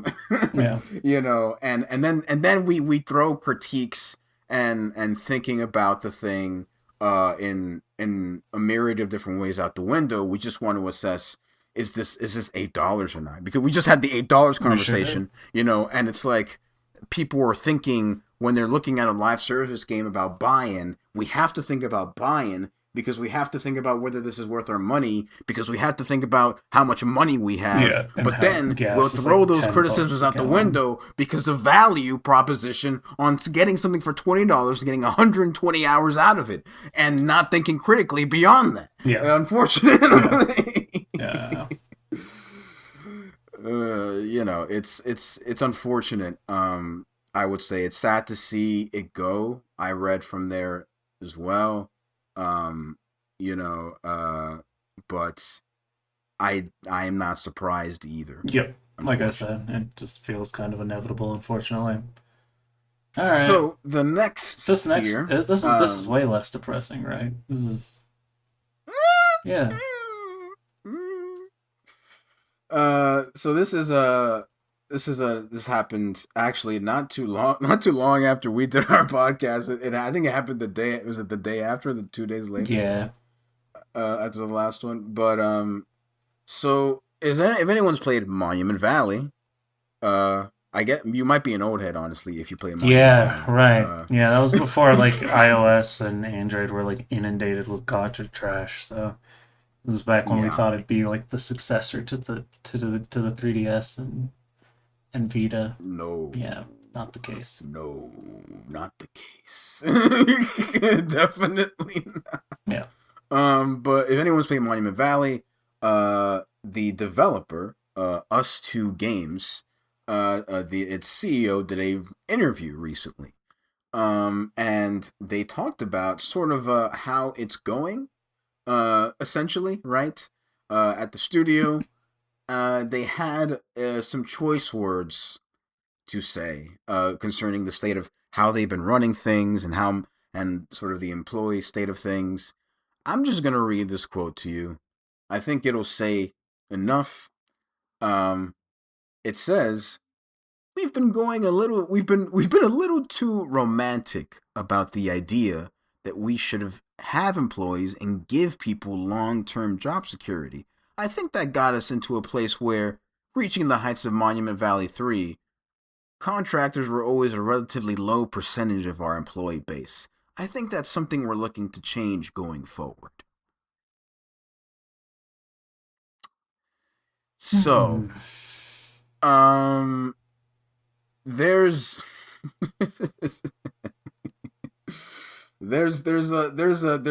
some funny. It's very funny I kind of can't believe you said this. Yeah. You're not that big a studio. It was. I can't believe you said this out loud. It was startling how she really did just hit the quiet part. Yeah, it is. I had to read it a couple times. I saw the quote and I was like, "This gotta be taken out of context, right?" Where some people are just rage baiting, and then I read the whole article. No, the article does not help with the context. It just kind of enhances the context in a way. Possibly one of the most horrendous things I think I've ever seen a game developer executive just like utter aloud. There are plenty who've done significantly more horrendous things, like done horrendous things, but said something this horrendous. I've not. I don't think I've seen anything that tops this. This is very impressive.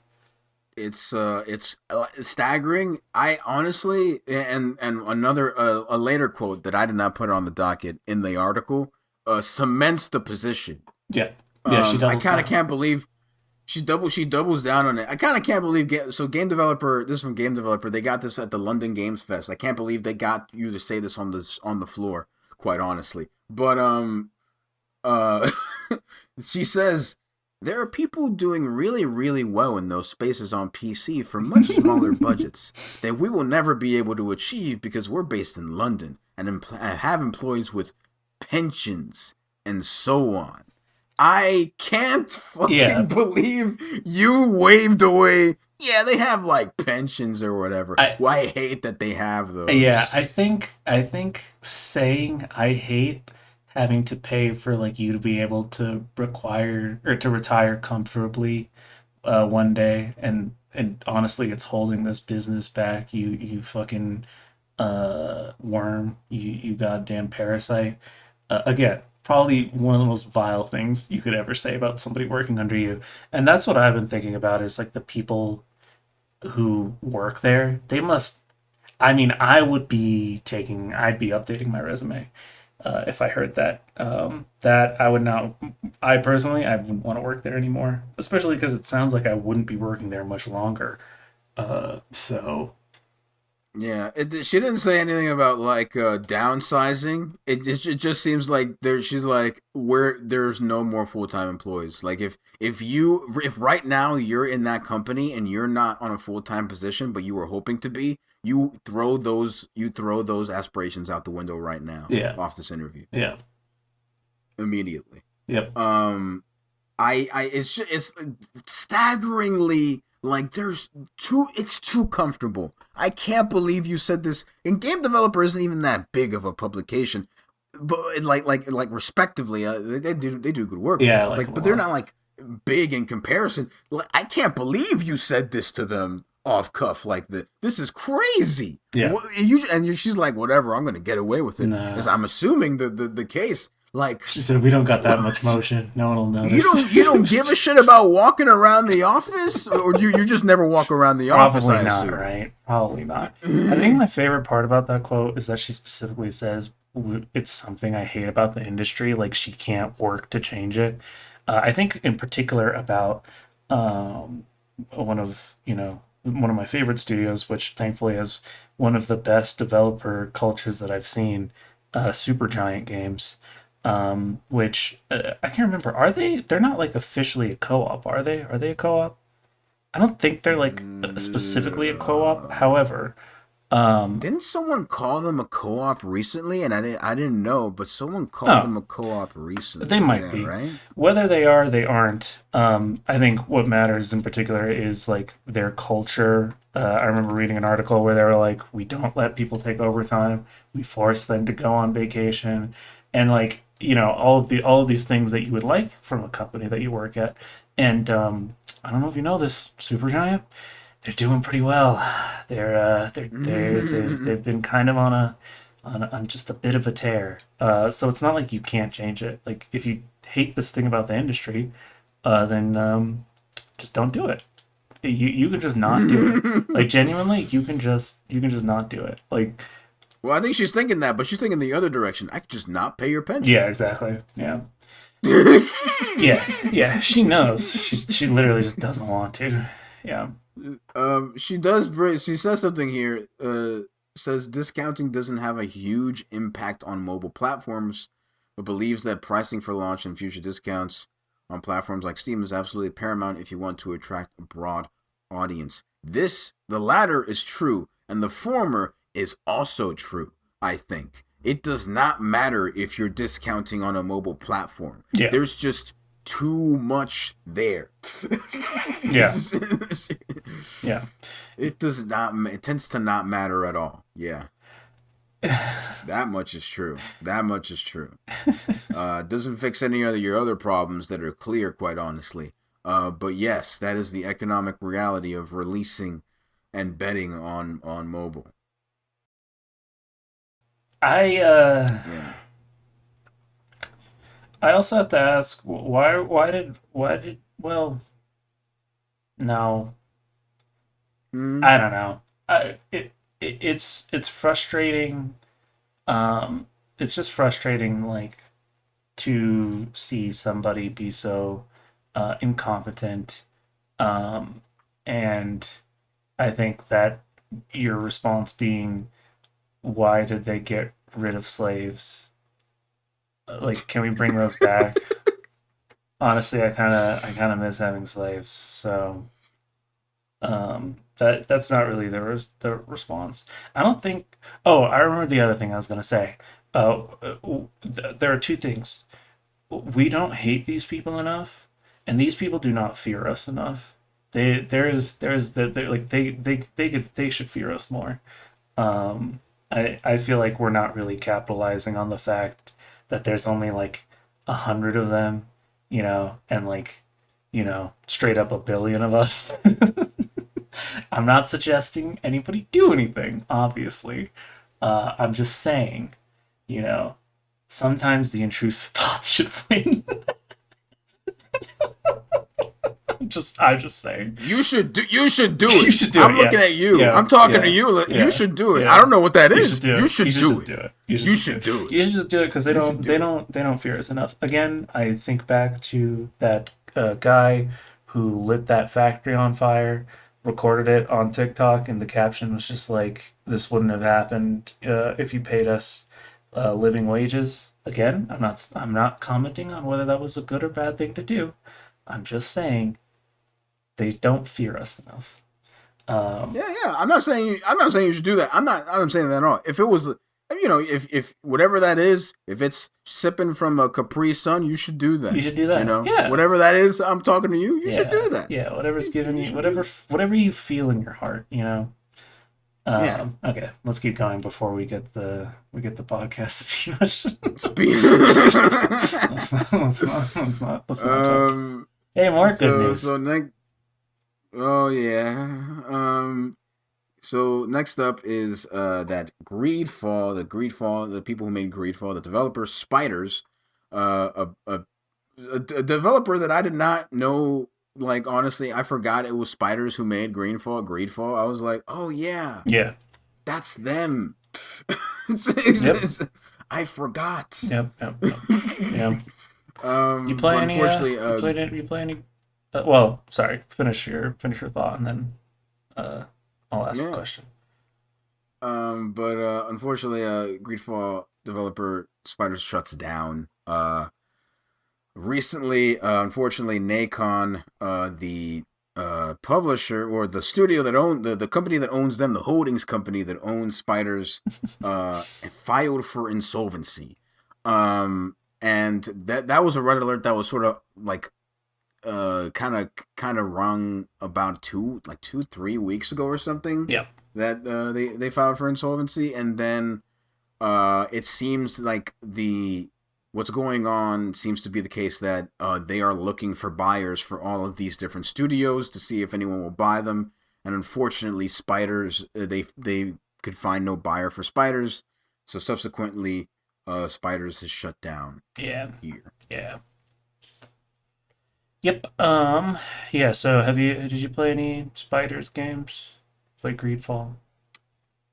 Like to be on, like I was looking through their library. It's only the Testament of Sherlock Holmes, and that was only like a port thing, I think. Oh, yeah. I didn't even know they had anything to Yeah, do with that. yeah. I also did not really play any. I think I may have briefly touched Steel Rising. Um, but that's pretty much it. Sad to see. Uh, I think they probably shouldn't have. They probably shouldn't have even gotten in bed with Nacon in the first place. Um, I Mm. think they should have kept going. I believe it was. I think they were working with Focus Entertainment was like their publisher up to that Oh point. yeah. Um, yeah, I think they probably should have just kept doing that. They promise. I think they had a man who erased his game moment. Like got a bunch of money. And it didn't really pan out. I also know that the Greedfall sequel apparently did not. Did not do Yeah, well. it didn't have any of the things that people liked about Greedfall, from what I understood.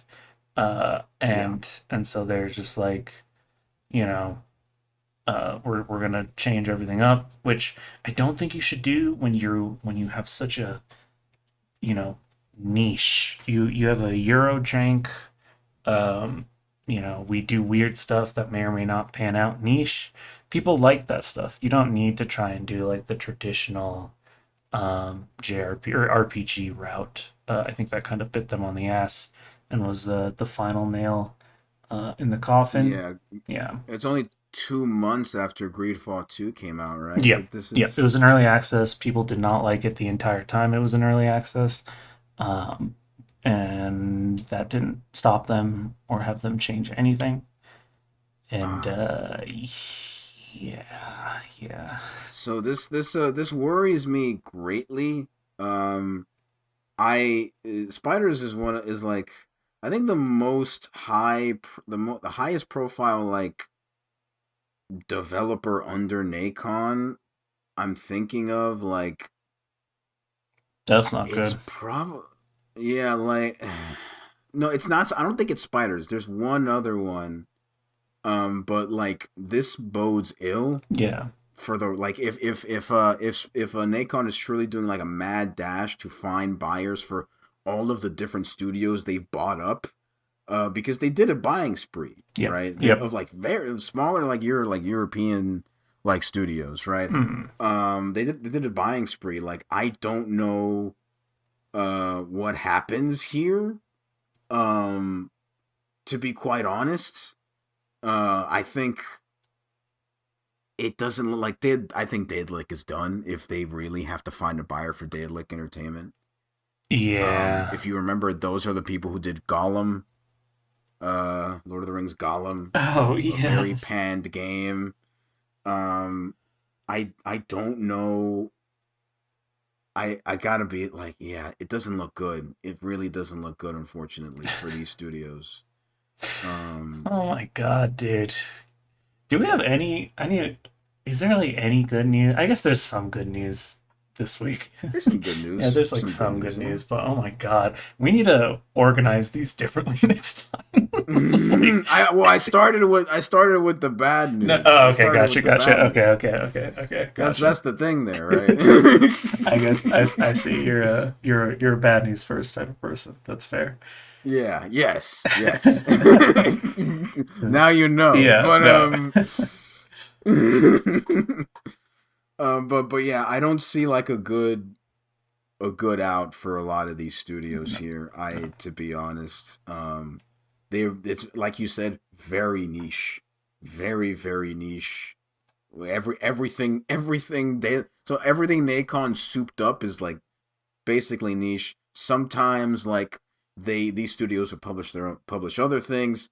The most notable thing by here is that Cyanide published Hell Is Us, Yep, which people yep, liked. yep. And I think they're making Um a sequel now, right? Or yeah, yeah, so I if they go under, then I assume Rogue Factor has to find another publisher yeah, as well. Like it's this is a ripple effect, right? Because several of the studios that Nacon bought up also published other smaller titles, and now if they go under, those people have to find other people to publish their games, and if they don't find that, they're under too, even if they're not directly connected to Nacon. yeah, yeah. It just kind of spreads out further. Um, This is why Embracer was as bad as it is. yes, yeah, yeah, yeah, yeah. It had an incalculable impact, I would say. Um, Yeah, yeah. okay, Unfortunate. all right, Unfortunate. okay, okay. Let's just On good to good on to more news. on to lighter Yeah, topics. On yeah, to lighter yeah, yeah, topics. So Evo Japan was this weekend. yeah. Mhm.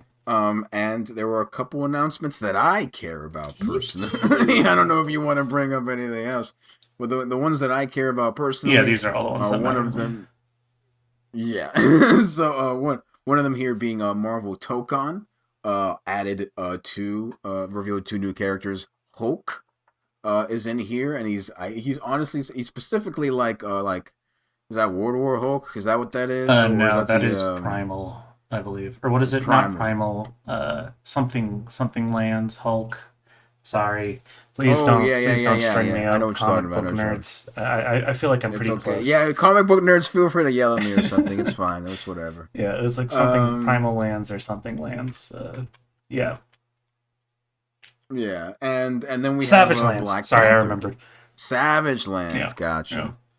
And then we have Black Panther here, as She well. looks so And Black bad. Panther is not T'Challa. It is in fact Shuri instead, in the role here. Um, God damn. Yeah. Unbelievable. God damn. Yeah. But from the video you see there, they are beefing up the sauce in this game. Like Arxis, as far as we know for now, they listen very intently. I saw as well a clip from Evil Japan of Sonic Fox. They were doing a crazy ass combo with Magic as well. They were just at the booth, I think, probably playing it. It seems. Yeah. So like Arxis is very much shaping this thing. I don't remember how many teams we have left to review Two. on this roster. Two. We have Two. Ghost Riders and we have Doctor Doom's team. And Doctor Doom's. Okay. only one of those, I believe, is unrevealed because that Wakanda stage basically proves that the stage leak was or the game leak on the storefront was real. Um, Oh, yeah, I forgot about that. yeah. I believe so. I mean, it said Black Panther, but we didn't know it'd be Shuri, so there's still room to be surprised. Yeah, Yeah, there's still room. Yeah. yeah, So very much looking forward to this. It's shaping up very nicely. The footage is looking very good. Um, it's still, it's still too. We still have to see sort of like once people have it in mass again, yeah, right? Because but very much it looks very nice now that people are like going, yeah, it has the sauce now. Thank the fucking heavens, it has sauce yeah. now. But yeah, very nice. Another announcement from Evil Japan Oh, here real quick. was Sorry, I just want to go over the yeah. fact that there are a lot of people who are very mad about Shuri because we hate to see a black woman winning. I just want anybody who thinks that she got added in because of the MCU. Even I, somebody who doesn't know anything about comic books, knows that you have not read a comic book because I think Shuri's been the Black Panther in the comics since like 2009. You've never Oh yeah. you just haven't actually read a comic. You're just whining because of you hate black women. And honestly, more for me. And now I'm probably gonna main her. Like I am probably gonna main her because I want you to lose to her. I'm gonna get real good at this game just to make you feel bad for that So specifically. that one part of the trailer where Shuri and Storm were like talking to each Yeah, other, and I was like like, yeah, yeah, yeah. yeah. Put her on my team too. It's just gonna be the minority squad between her, Storm, Miss Marvel, and like probably Penny. It's just the POC Avengers. Okay. I saw Penny's footage, and I was like, oh fuck, it's Batman Oh again. yeah, that's Oh true. That's true. I don't know fuck. if I vibe with that Oh play style. fuck. Yeah. No, bro. I don't need to fight Batman in another fucking game. I don't need that shit. Oh my! It's so fucking funny to make the. It's so funny that they just looked at a little girl in their game and then went, wait a second, we have a little girl with a bed with a like a giant mech in our other game too. We should just make this Batman Let's just put again. Bedman. Not a sentiment that I see very often, but we'll let Arxis cook. Yeah, Okay. All right. yeah. Moving to Okay. the next Evo related news. Moving forward here, a curveball. It's a curveball. A Melty Blood Twee Lumina announced, due out in 2027. God, I was not expecting that one. So I was also initially surprised, but I just realized that they only released the first um, game from what is the I only is it Tsukihime?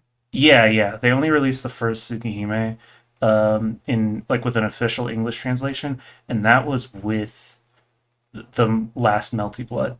So what this means is that the second Tsukihime is going to be coming out also in early 2027. Um, I completely forgot about that. There was absolutely, it makes perfect sense that they're doing a follow up to this to coincide with the release of the second Tsukihime. But I did forget, and so seeing this on my screen, I was like, first of all, I was like, wait, what? And then second of all, I was like, we're never getting any more Under Night content. It's over. It is done. It is over. Yeah.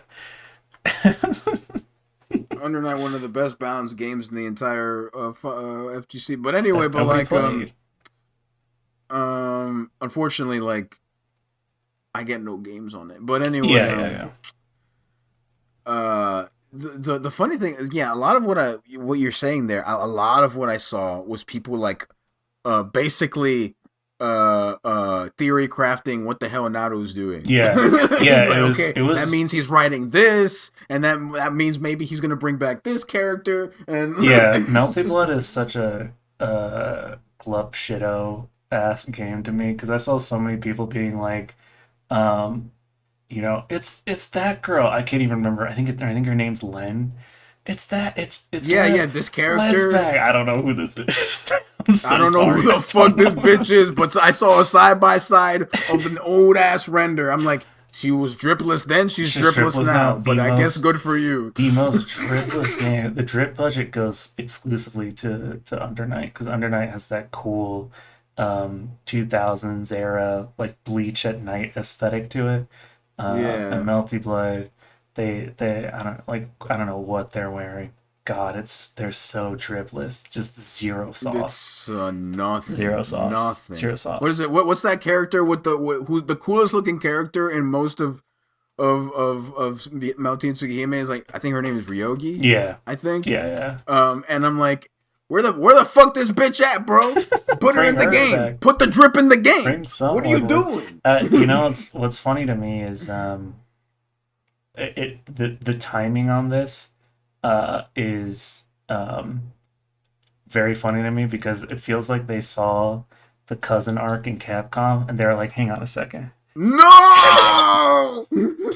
Let the real cousin cousin create like love Step creators. aside. We're pros at this Yeah, one. you Step you have no aside. idea how to get people hyped for cousin cracking. I love you as my sister, but I love you as a woman more. Yeah, That's the that quote. That's is the the fact quote. that you know it by heart. A little suspect, That I but know it by heart. It's legendary. It's you said legendary. everybody knows it. This Don't put this on everyone me. knows this fucking quote. It's legendary. Like this shit that like every time I ask my friend who knows about Fate, I'm like, hey, look, this is happening. And I'm like, hey man, you've been on that strange fake. He's like, don't talk to me Yeah, about it. yeah, Don't talk to me yeah. about it. It's called fake because and strange because of what's in it. Melty Blood is so sauceless that it has like one of the most in-depth color customizers for its characters ever. They literally were like, you make the sauce. Like, just leave us Yeah, alone. yeah, yeah. They literally went, you do it. You do. I'm like, bitch, how about you serve me up? I paid $50 for the game. How about you serve me some drip? Give me, Hmm? give me How something, about you bro. put some drip on them? Why people gotta mod the dripping? What are we doing? In What in are we in the doing? base game, I feel like Miyako is probably the most dripped character, and she's literally just in like her like traditional Chinese wear, and it stands out in next to all the normies Yeah, wearing shirts and jeans and like nothing else. yeah. And then everyone else is like I fate guess like stay. Sorry, go ahead. I guess like the next sort of yeah, Fate Stay are the That ones doesn't count. who have drip. Yeah. Yeah, it doesn't count. The Count of Monte Cristo. Yeah, he at least he has something going that's on, you true. know. That's true. That's Like, true. Yeah. he's one of the characters I enjoy. He's one of the DLC characters I most enjoy playing. Yeah. In Melty there, because I think I played a Red Arc, in Melty primarily, if you remember. Yeah. And my issue with Melty Blood Lumina here, The shield. I barely ever really touched actress again, you know. So Lumina's the one I put the most time into. But I my issue on release was like, and months after, was Shield. I think I just very much disliked dealing with Yeah, Shield shield. and dealing with the RPS of what do you do when Shield happens? Do we press A, B, or C? I'm just gonna go into another rock paper scissors with you when I do this, and they toned Shield the hell down. Through all those updates, the game got progressively better Yeah. and in a much better state Yeah. as well. Yeah. So like, it's just by then. This Little, goes, too late. unfortunately, this goes for both. Yeah, for both French bread games. Like by then, I was getting no one when I'm trying to boot up at 8 p.m. Yeah. Yeah. Yeah. Um, Yeah. is kind of the problem. Yeah. My biggest But issue is that Ryogi isn't in it. Bring back Ryogi. She's also please, triplets, but I like how she please, plays. please. But like, someone said, "Oh God, okay, is Shion coming? Is Shion finally coming or something?" Yeah. Right, and then someone said the monkey's paw curls. It's a Fate Go Shion instead, and I had to look up what this looked like. Yeah. And I was like, oh, Yeah. oh, You don't like no, Sakaris? You're not a Sakaris fan? no, What's wrong? I no. need you to explain in explicit detail what you don't like about Sakaris. I don't. I was, and then I went into the rabbit hole. I'm like, how many of these fucking Fate Go design? Like, oh my god, bro! Like, Yeah. no, we can't let this shit get in here, bro. We Yeah. can't let this shit in. We're always so close to like a monumental crash out because people who play fighting games, they can be freaks, but they're not Tsukihime freaks. And I say that affectionately for the most part. They're not, but like if you don't understand Nasu's vision, um if you don't buy into it, I suppose I should say, then it's gonna look real weird. Uh, we're always we're always a step away from Nice. people being like, wait, this game is like that. I mean, even people who play Melty Blood don't know about the "I love you as a sister" line. So No, yeah, and it goes way deeper than yeah, that. yeah, yeah. You could It say that goes phrase about so anything much. regarding Nasu stuff.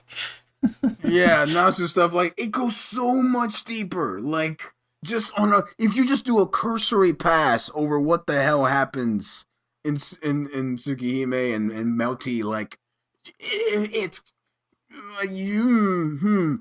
just sometimes you gotta play the good feeling fighting game or something. Yeah, Um, like the reason, like, okay, so I guess we'll talk about it. Okay, what about Alex? Is like, hey, guess what? Like, I'm like, I play the character Red Arc. Red Arc is like, yeah, she's bad. We know it, but she's not bad in like a.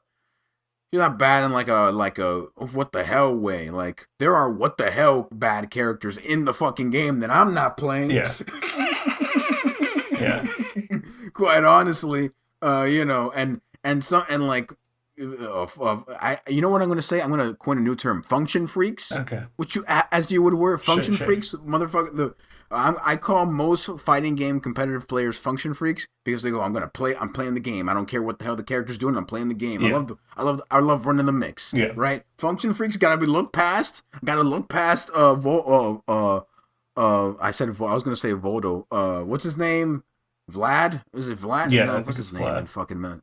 Is it I Vlad? think it's Yeah, they Vlad. gotta look past Vlad's fucking transgressions, directly past his eyes, and go, I Do the love mix for running me. this Yeah, mix. do the mix I right now. love this. Yeah, I love this. yeah, I love, like, I can't, me personally, I gotta like this character. yeah, I gotta like this character. You know. yeah, yeah, yeah. Yeah. That's me They me have to not personally. And like, participate in incest. Yeah, yeah. gotcha. Yeah. I think so. Yeah. I think so. But looking forward to it. I wonder what the system changes will be. Shield's even Quite stronger honestly. now. Okay. Don't say that. Don't This say that. this story in particular was very funny to me. And you probably saw me crash out about it a little bit. Nintendo just surprised everyone with a Super Mario Galaxy 2 update, which adds new story content over a decade after the game originally released. Also, I really like Eurogamer's subline for this, which was to peach their own. That doesn't even really have anything to do with this, but I can Yeah, it's fun. appreciate It's the good. It's world for good. the wordplay. Yeah, yeah, yeah. Um, I like why, like why did you do this? Why this is like remember when Portal came out and the game ended and you like got out of the facility and then they patched it the ending later so that Shell is getting dragged away because they were making a sequel and we just didn't know it yet. Yeah. That's what this feels like to me. Like why are you doing this? And coupled with Miyamoto's dumbass quote previously, Oh, this is I'm getting a little irritated. obviously off Miyamoto's dumbass Yeah. quote. He let the cat out of the bag too early. Yeah, exactly. I do think he was basically just saying we're already doing this. To give context, they basically confirm that the whole thing from the movies spoilers, I guess. Uh, Dude, just spoil me. I don't give a fuck, yeah, man. I don't give a it's fuck. that Peach and Rosalina are apparently sisters, um, and in that was in the movie, and so in the game they patched it so that um, there's like a new epilogue where Rosalina is talking to Peach and telling her like not to give up and stuff. And then the chapter closes, um, and I just have to wonder why are we doing this? I should say you don't actually know for certain that that's Peach. She could be time traveling or something. I We don't guess. actually know. I think not knowing makes it even dumber. Um, I do think that makes it even dumber. I think they should just be explicit about it. Um, I just don't see the purpose of this. I don't understand why they're doing it. They're starting the Marvelification. Um, I don't think they should do that.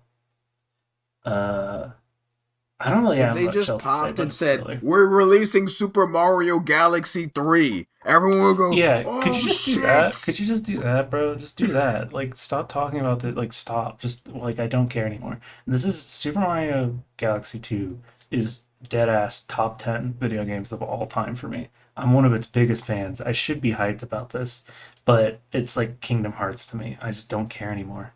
I don't care anymore, bro. Cut it out. This is so. So this has a particular one because the book was already Yeah, sold they're gonna as patch a the book complete for thing. me too, or what You're was it? gonna patch the book, bitch. Yeah, You're gonna send patch me the the book. You're gonna give me some pages. pages to Yeah, yeah. staple. I'll go to my local library and get it rebound because you can do anything at your Rebound. local library. Go to your local library. Having fun isn't hard if you have a library card. Yeah, and like this strikes me as particularly annoying because it's in the port, the Yep, edition yep, that on the Switch yeah, that they put out to siphon more money from me. yeah. Um at a They price really want point you to that it buy didn't it. deserve. Yeah, they really want you to buy it. Yeah, they want you to buy it. You know what's funny? I have my original disc, um, and I just emulate it on my silly little tech toy for $0 and 0 cents. That cost me, well, I guess I had to pay for the handheld, but besides that, Besides that, you I know. do not plan to spend money on the Switch version of Super Mario Galaxy 2. I see no reason to do so. Um, Nintendo, I hope you step on Legos, Mario Legos, because those are also Yeah, the overpriced. Mario ones. Yeah, Oh, also the Horizon Zero Dawn one too. sure, why not? The Brontosaurus specifically. I really want them to do. That's like the only Horizon based content that I care about because I don't care about Horizon Zero Dawn. But have I told you that I did like the tall neck build? Yeah, yeah, yeah. Yeah, while I watching saw it. rewatching the entirety of Legend of Korra, they really should do more Lego sets. I would like Horizon if they did more Lego sets. I'm hoping if they have the builds in the game, so hopefully that means we get more. Anyways, um, yeah, this is dumb. I hate it. Patooey. This is a Patooey moment. Um, it, it probably sounds strange. Like I'm sure it probably sounds like I care too much, but Nintendo been on thin ice. You know, Nintendo been on thin ice. They're not. They're and this is not helping. Um, yeah, yeah. That's all I Yeah, got. yeah. It's a particular just it's very annoying to Yeah, me yeah. as a And I think practice annoying to is do the good this. way to is a good way to describe it. Yeah. Yeah. Next up, it's well, guess again, Xbox. It's Oh, the Xbox, Xbox, the only baby. one. They've been on It's the every episode, Xbox. every single episode of Xbox. They've been on every. This isn't like horrible news though.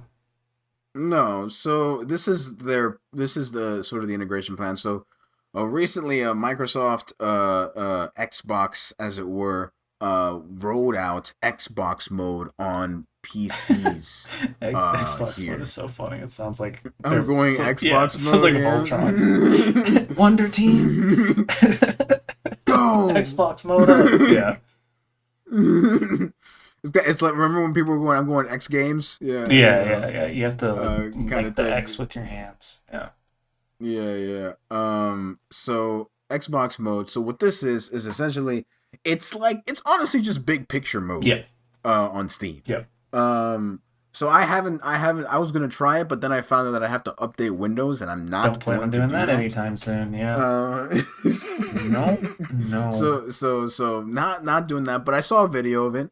And it really is just big picture mode. Sort of the whole takes up the whole screen, and then sort of the UI seamlessly goes into I'm just a, like your PC just kind of becomes an Xbox Yeah. now. Like it has the Xbox UI. It seemingly very responsive in a snappier way as well. It seems to react.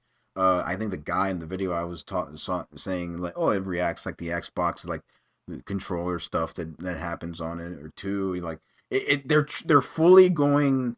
So the reason the Helix is the way it is, Yeah. and the reason That they're is the rolling this out context. Yes. is for Yeah. this, Yeah. right? That is 100% the context. This is just taking steps for their eventual movement into building a console that is also a PC, that is also a console, and will cost an unbelievable amount of money whenever it does come out. I just want to remind Oof, everybody that that is going to be the case. oof.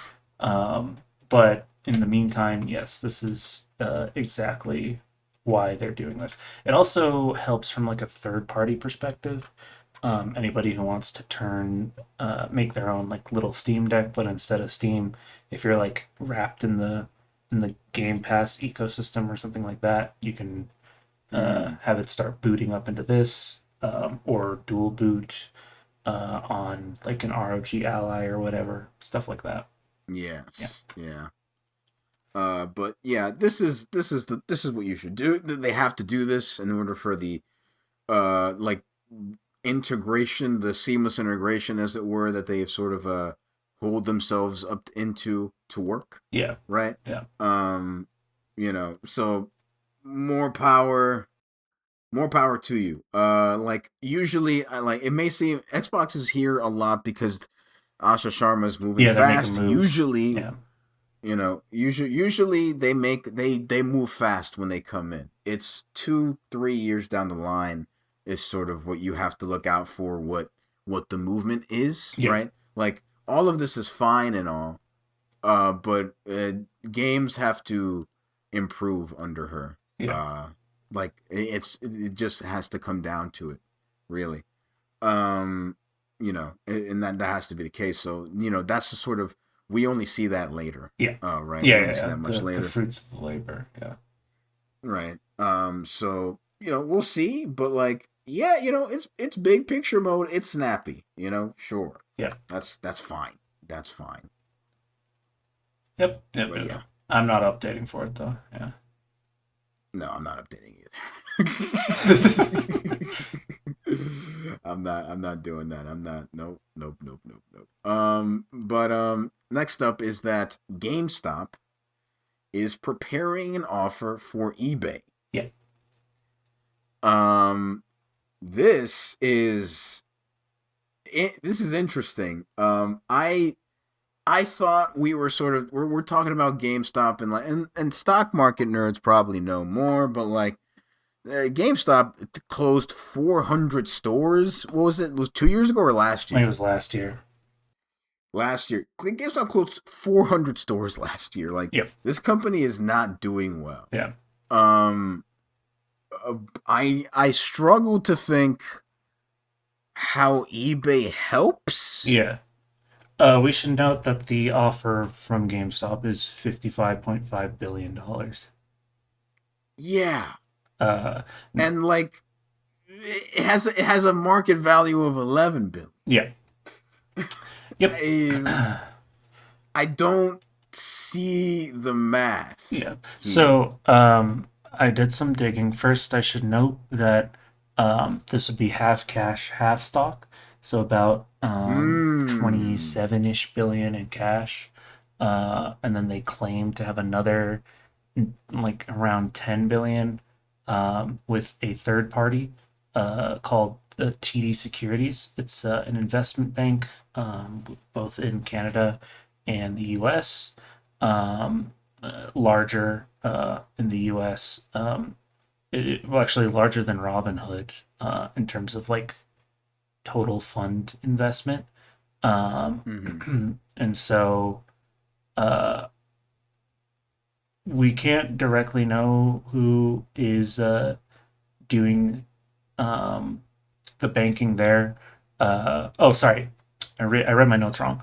Half cash, half stock, 22.7 billion in cash. GameStop has another 9.4 billion, and then TD Securities is allegedly has the other 18 billion. Where is that money coming from?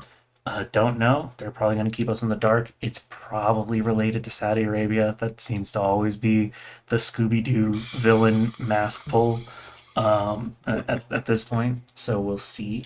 But that's currently what I understand. As far as why, I have no idea.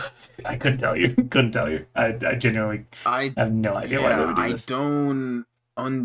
I don't understand how this, they have the similar, yeah, I buy games on eBay for cheap eventually. Yeah, that's Yes, about it. sure.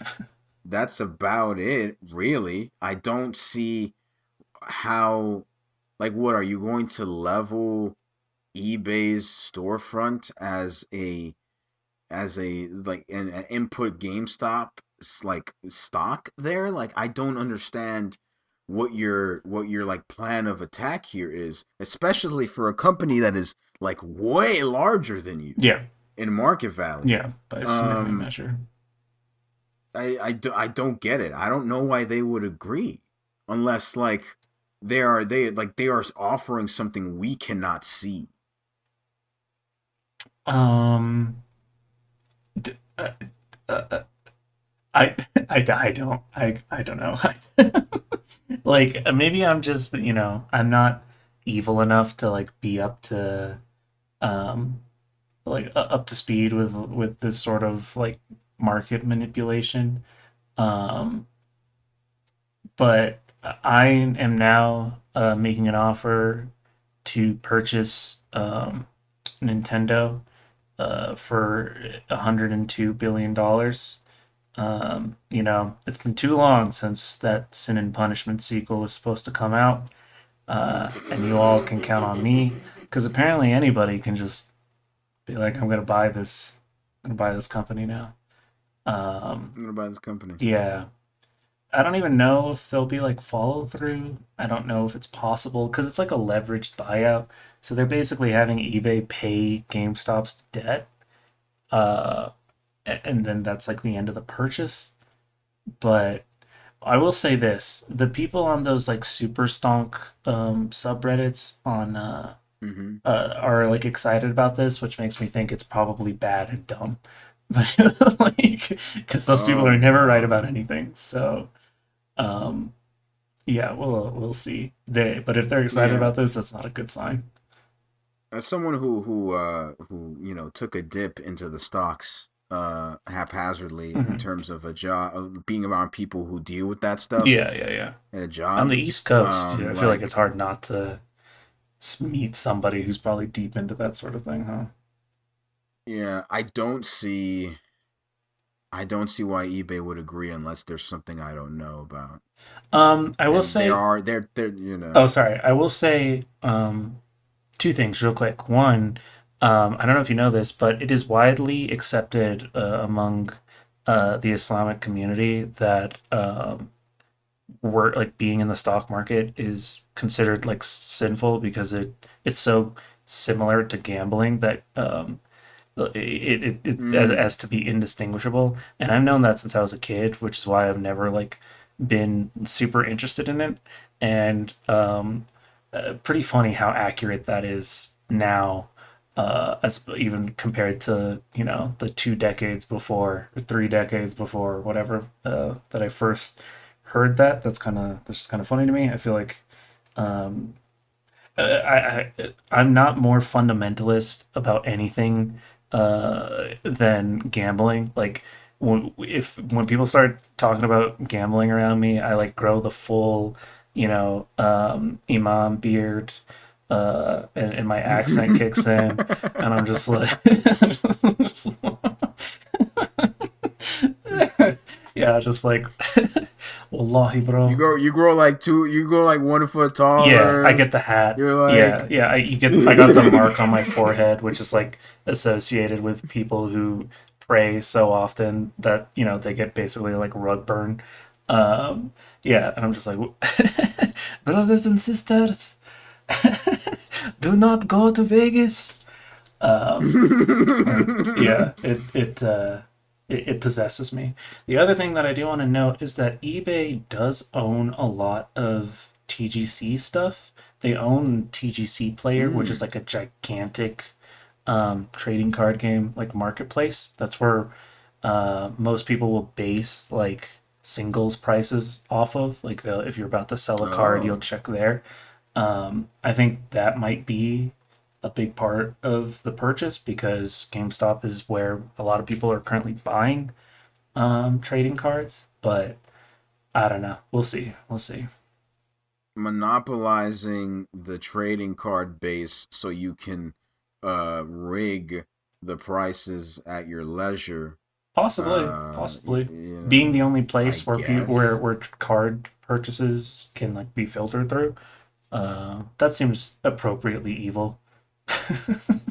So It's evil lowercase. I yeah. feel like there's an evil uppercase I don't know about. Right, right, right, right. Yeah, sitting there You like know. with my hands bridged under my chin, like how does Israel play into this? Squinting, like it's got to be here somewhere. I just don't see Where it. the hell are they here? Scooby Doo mask. Oh, Yeah, yeah, yeah. Yeah, you take the first mask off, and it's Saudi Arabia. Israel, it was Yeah, you. and then you take the second mask off, and it's actually Israel. Boy, yeah, we'll see. I mean, they might not even go through with the purchase, but um, Yeah, I don't know why eBay would agree here yet, that but does, yeah, we'll see. I don't know that this saves. I don't know if this like games get like. Unfortunately, like, I think GameStop like by unfortunately by like necessity. I'm like I guess I would like it if you kept going because you're yes, still brick and mortar, yeah. but also. Ugh. I completely agree because like I see people who almost feel like a gleeful joy for GameStop eventually perishing. And in a way I can understand that, especially because the guy who runs it is so goddamn Is annoying. trash. Yeah, a very horrible person. However, there is something to be said about me walking into a store, a GameStop specifically, and seeing, a Fantasy Star Online box, which I would not have noticed or engaged with in any other form, and begging my mom to buy it and having it become my personality for that year, basically. And I think that's something that I feel like kids deserve to have because otherwise, and check this segue out, all they'll do is play Roblox. Anyways, what's the next story, Al? Check that shit out. I'm so good at podcasting. uh, let's go. Let's go. That set was so random. Anyway, uh,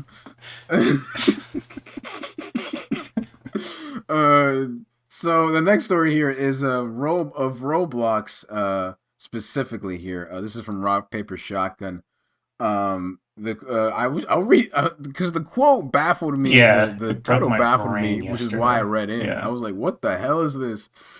Turning solitary AI dreams into a social playable reality is the aim of Roblox's new upscaling tech, which will make sentient blobs photorealistic. yeah.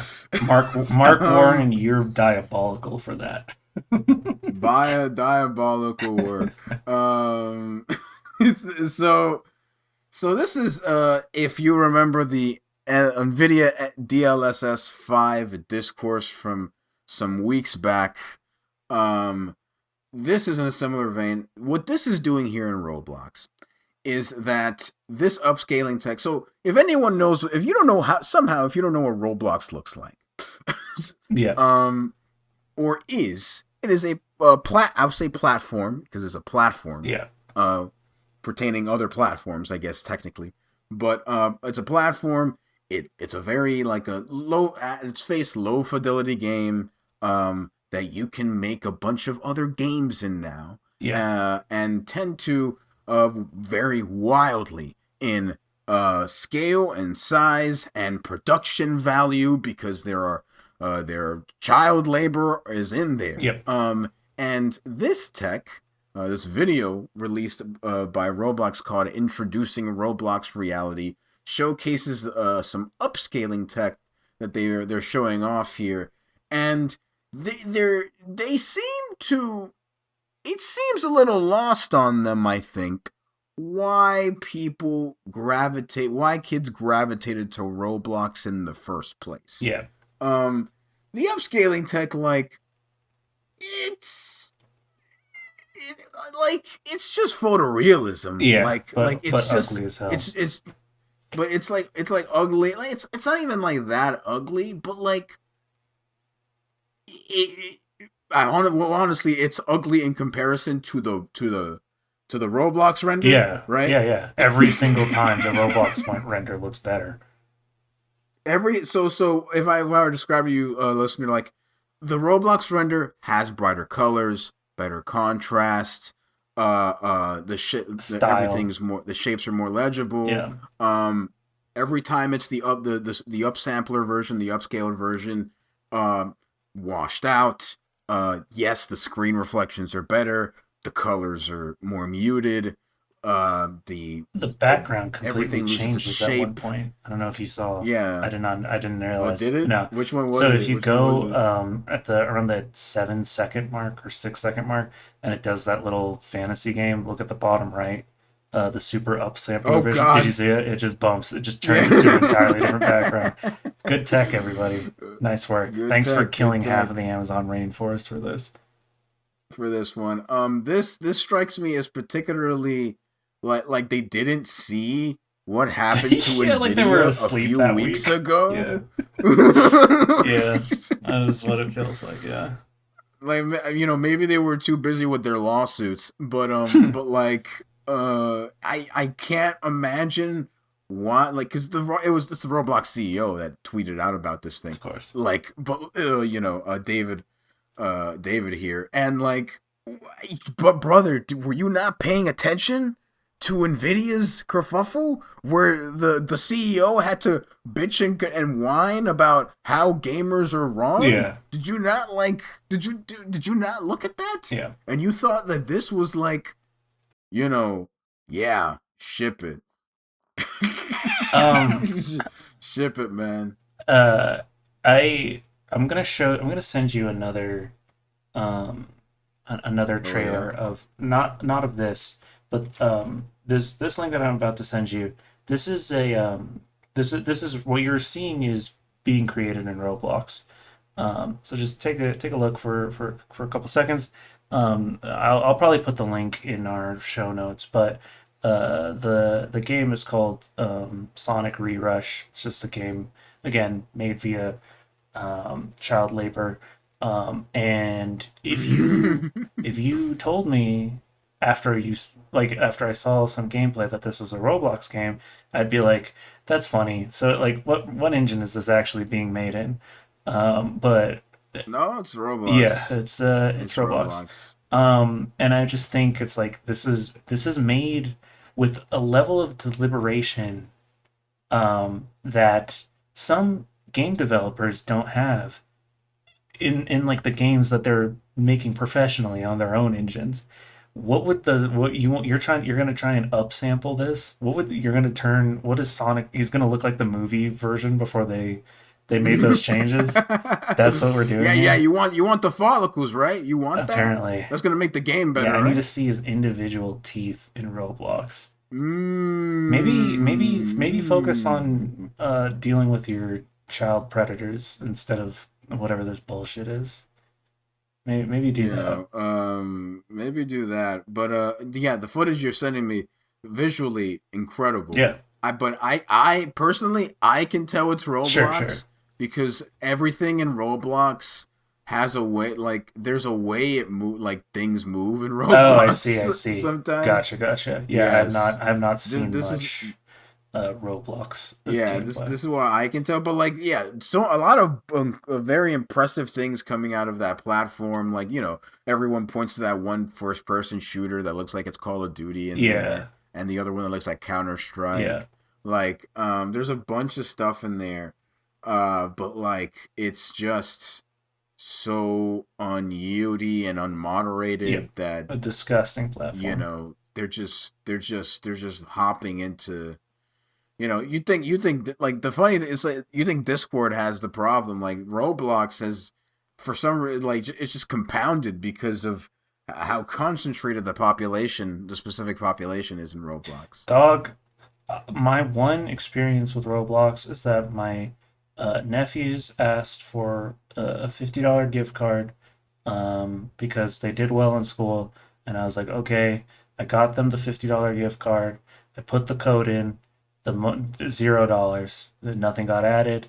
I talked to their tech support, they ghosted me, and I just lost $50 on Roblox. That's the one experience I've had not really endearing me to their work. Say that much. No, Yeah, no, no, not really. No. no, not really, not really. Yeah, Speaking of, but yeah, not great, and not great for the future of what it thinks, how it thinks kids, I guess, and people alike want to develop on the yeah, platform, i.e., game yeah. or This is or gonna and/or bomb game. though, so it's fine. Speaking of AI assistants, or AI in general, the next up is more of a talking point. Let's say this is from Insider Gaming. This is just news tangentially. Quite honestly, Yeah, the Academy Award AI rule changes could have drastic ripples in gaming. So recently, the Academy, i.e., in charge of the Oscars and so on, uh, made they changed the rules. They made some stipulations. So I'm gonna read the quote here. Ahead of the centennial anniversary of the award ceremony, the organization has confirmed its stance on the use of generative AI, and it indicates that humans are taking center stage going forward. What that means is that I have to assume that this is in light. Well, I'm assuming they saw a bunch of submissions of some horseshit. One, but also two. I'm assuming this is about the kerfuffle and the brutalist as well, yeah, right? The brutalist.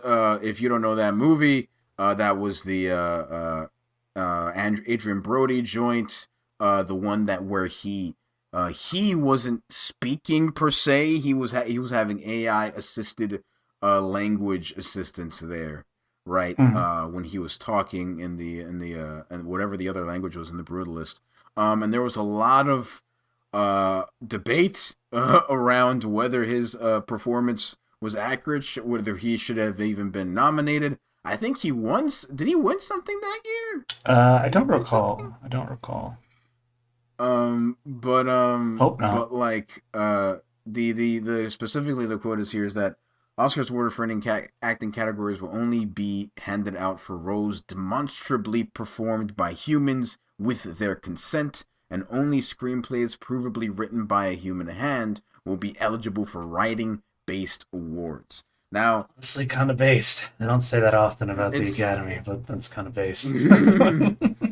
it's based, but also I'm sure there are I'm sure people were thinking of loopholes like, well, I'm just gonna have the AI do it and then I write it down or whatever or something Sure, like that. sure. I'm assuming they're thinking of loopholes or so on and so forth. Yeah, I do wonder about how they're going to enforce, but I say bully yes for them, yeah, but the insider gaming. So like the Grant Taylor Hill here did make a good point. Will game, like, since games tend to follow, tend to chase yeah. films, or at Because they want least to the be people movies who so bad. Yeah, because they want to be movies so bad, right? Will games like sort of follow suit here? Now, we had some of this happen with the Indie Game Awards. The article also quotes, right, for disqualifying Claire Obscure, which led Claire Obscure to clarify their stance and force their hand. They had to go, okay, wait. Like, we took that out. It was just something we explored. We didn't mean for it to make it into the full thing. Like, they had to, after that happened, they had to clarify their stance, and there was also a whole kerfuffle about like releasing, handing in their thing early, or it was like a weird communication error too. So that all happened, right? yeah, The award ceremonies I see doing this are like the BAFTAs, probably, yeah, right? yeah. The BAFTAs would do it. I think Dice might enforce it if they thought so, right? I don't see the Game Awards enforcing this because Jeff is in bed too much with these Yes. companies. Yeah.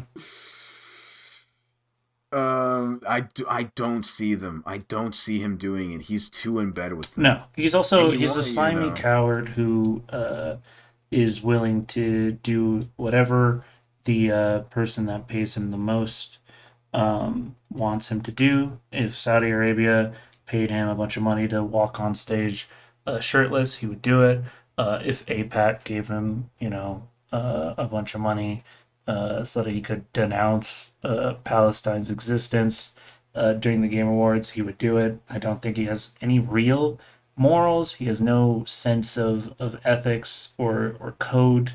If he did, that has long been eroded by his I think pursuit he for thinks he power. Yeah, does. Going by we all interviews, think I think he things. thinks he does. I think he thinks he's an arbiter for video games. That's what I think he thinks more than anything else. I agree with Well, you, you know what? but I don't think it matters. Well, I think it's one. I think it's. Well, I think it could be both, but also I think it's actually one or the other. I think it's one. He doesn't have the moral compass, Sure. or two. I think he's just a huge coward because he's afraid if he says anything one way or the other that one of these game companies is just gonna write him off, and then he's like, I lose. Then like the whole thing goes Yeah, down. he Which, wants to be access. fair, he like that's true. Unfortunately, you're in a state like he also he's whiny. Remember that He's tweet he such a put out where baby. he was like whining about the fucking his dad being like his dad wasn't honored in the Oscars or something, right? And the fucking in the sort of a tribute to who died that year, right, in the industry. And like, come on, bro, have some fucking class. Like, Jesus Christ, man! It is. Like, It is. I respected you for like a long time. Like, what are you doing? Yeah. What are you doing, man? Yeah. Like, Yeah. He. it's the segment where people are being announced. It's like it's an obituary, Yeah. and you're going. They were my dad was in the My obituary, dad and died. you're being petulant about the obituary. Yeah. It's not the Congrats. paper, Your bro. dad. Your dad loved you. Big whoop. No, like you should just be happy that that happened. It's not quite as frequent as you would think. Jesus Christ, man. Yeah, it's yeah, I don't have respect for him. I don't think he would ever um pick a side. I think he is too obsessed with access journalism. I think he wants to make sure that he can be in whatever game Hideo Kojima is in next. That's like the kind of thinking that he's on. And so yeah, I don't foresee him really giving any uh solid opinion on this. He just kind of was waiting to see where the wind blows, and then he'll follow up afterwards. So Yeah, yeah. He's waiting to see where the wind blows, kind of thing. I think whether I think this is harder. It's harder to tell in games because of the scale that they tend to operate on, right? I think it'll be a harder thing to enforce, yeah, and it'll probably likely involve something like submitting early and then going, look, it's not in it's not in here, or it's only in here for now. Like I'm assuming a lot of submissions are going to end up like, hey, like just putting a note on it, be aware this and this, so on and so forth, right? Like, and I feel like, unfortunately, companies in the video games industry have more of an outsized influence and less of a standoffish one than the Academy does with like other broadcasting or movie production studios, right? Because the gaming companies, I bet you, if they forced their if like Dice, BAFTA, if the Game Awards forced their hand, they'd be like, actually, fuck you. yeah, Because I'm remembering like when Bethesda blacklisted, right? Like the yeah. game journalists, like Kotaku, was it It Kotaku? was Was it Kotaku they Kotaku. Yep, blacklisted? yep. And everybody Yeah, they cheered like that blacklisted was a good Kotaku. thing. Like that was a good thing, and did not portend terrible Yeah, things later. yeah, But like my feeling is that the companies would just go, "Fuck you, whatever. We don't need award ceremonies. We just need you to consume product." You know, and like it's possible. I think they would enforce that. Do I think every game company would? No, I think probably Japanese game studios would probably like make more of an effort to hide that stuff and then go, yeah, we're okay, we're on the up and up, and do less of a fuck you. But I think there are American companies like EA, or a Take Two that go fuck yourself. If Take Two involved themselves in AI, that is, yeah. they go, fuck you. I'm bigger than you. I'm bigger than you, and I don't care.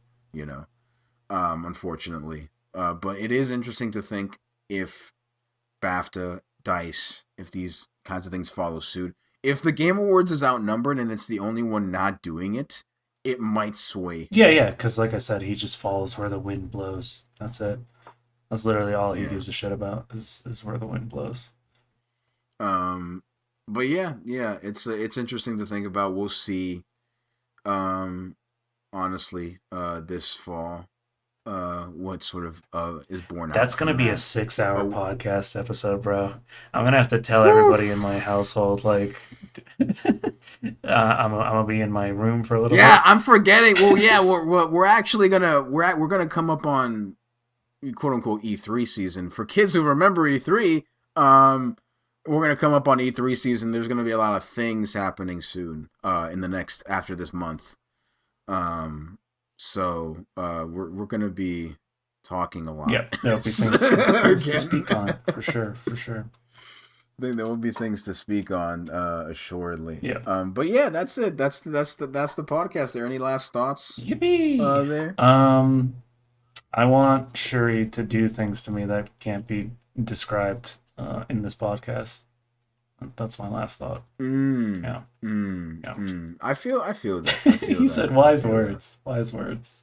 I feel that. Wise words, wise words. Yes, black woman at the end of our podcast again. Yeah. Putting on my I respect black women shirt for the end of the podcast, as I always do. Yes, I always do. Yeah, You can't I'm see wearing it, it right now. but it's I took happening. off I'm my wearing it white right boy now. shirt, my shirt that just says white boy on it, to put on my I Oh, respect black women shirt. really? It just says that? Oh, That's it? were you so real quick, and then we can hop off. Were watching the Tekken 2010 movie. Not great, Oh yeah. but at one point there is a guy who is just wearing a shirt that says white boy on it, and I've been thinking about that shirt nonstop since. I want a shirt that says white boy so bad. God, that'd be Who so is a funny. Tekken character wearing it? No, it's a guy who's like auditioning for Tekken, but not an actual Tekken Okay. character. Yeah, could you imagine? Yeah, I want Could you imagine like fucking Kazuya Kazuya would wear. wearing Yeah, yeah, white boy? yeah. Or I feel like Well, actually, Kazuya has the sneaker collection. He exactly. might be You wearing you that. you you put that on. I also think Reina would do it because I think she also would think it'd be funny. Just from like a character perspective, I feel like she'd be like, I would do this. So yeah, I really want that shirt. I also mentioned it to my sister, and she's like, I have a better one. And she sent me a link to a shirt that said "White Boy of the Year." That might be funnier. I'm getting a shirt. White boy I'm getting a shirt that says "White that Boy" says on it. white It just boy doesn't. I of don't the know which year. one, but I will be purchasing one of those. Yeah. I see. Well, no, you have to purchase two of them, right? You know for who? For who? What? For no, You know for who you purchased the second one for. I don't know. It has to be another minority to keep the bit going. It's for you wanted to be another minority to Yeah, keep the yeah. bid going, not the actual other No, white no, no, boy no, you no, know. no, no, no. Jay doesn't need a White Boy of the Year shirt. He already knows he's White Boy of the Year. He doesn't need it. He doesn't need it. He doesn't need He's to gonna speak hear out. this. She's like, why the fuck not? He said, I'll buy as many White Boy shirts as I want. He can't do that because it's going to sound a little suspect. It'll sound a little suspect if he does it. It's like, first he gets the White Boy shirts, then he gets the White Power shirts. It's, the white slippery power. slope. Okay. Low key though, I just thought of Kazuya with his sneaker collection, and I'm like, wait a second, Kazuya Nagoshi sneaker collection. Yeah, they'd hang. You know, They'd hang. They'd hang. I think they'd hang. They'd hang, yeah. Honestly, they'd hang. And Kazuya's like, you're in with the Yakuza, huh? Allegedly. You gotta stop saying that, bro. Chill out, dude. Chill out. Oh man. Allegedly, I feel like he'd hang with them. He'd ask him some questions. He might organize a couple things in Tokyo for him concerning the Mishima Empire. You know. Do you know who Kazuya was based off of? Like his model, Yukio No. Mishima. Okay, he was like this author, who attempted a coup d'état in Japan and then committed a seppuku at the end of said coup. I didn't know that. He also looks exactly like him, just without the spiked hair. So I guess it makes sense. Why? Don't know. Don't know what they were cooking. I don't know what Seiichi Ishii was cooking there, but good for him. He made the bouncer. He can do whatever he wants. Yeah. He made the bouncer. Sorry, he made the bouncer. So the bouncer. The bouncer. Yeah. The sneakerhead. Enjoy that being your echolalia for the rest of the night, listeners. Now you're gonna walk around and see anything with 2 syllables and say it with the bouncer voice. Enjoy. It's my gift to you at the end of the podcast. Hey, we're sub 3 hours. Let's go. We're sub 3 hours. Congratulations, everybody. See, we can be We can do it. We can be punctual. We can do it. Yeah. Yeah. All right. Thanks for listening. If you could play us out. Be free. And thank you, Shuri. Yeah. Thank you, black women.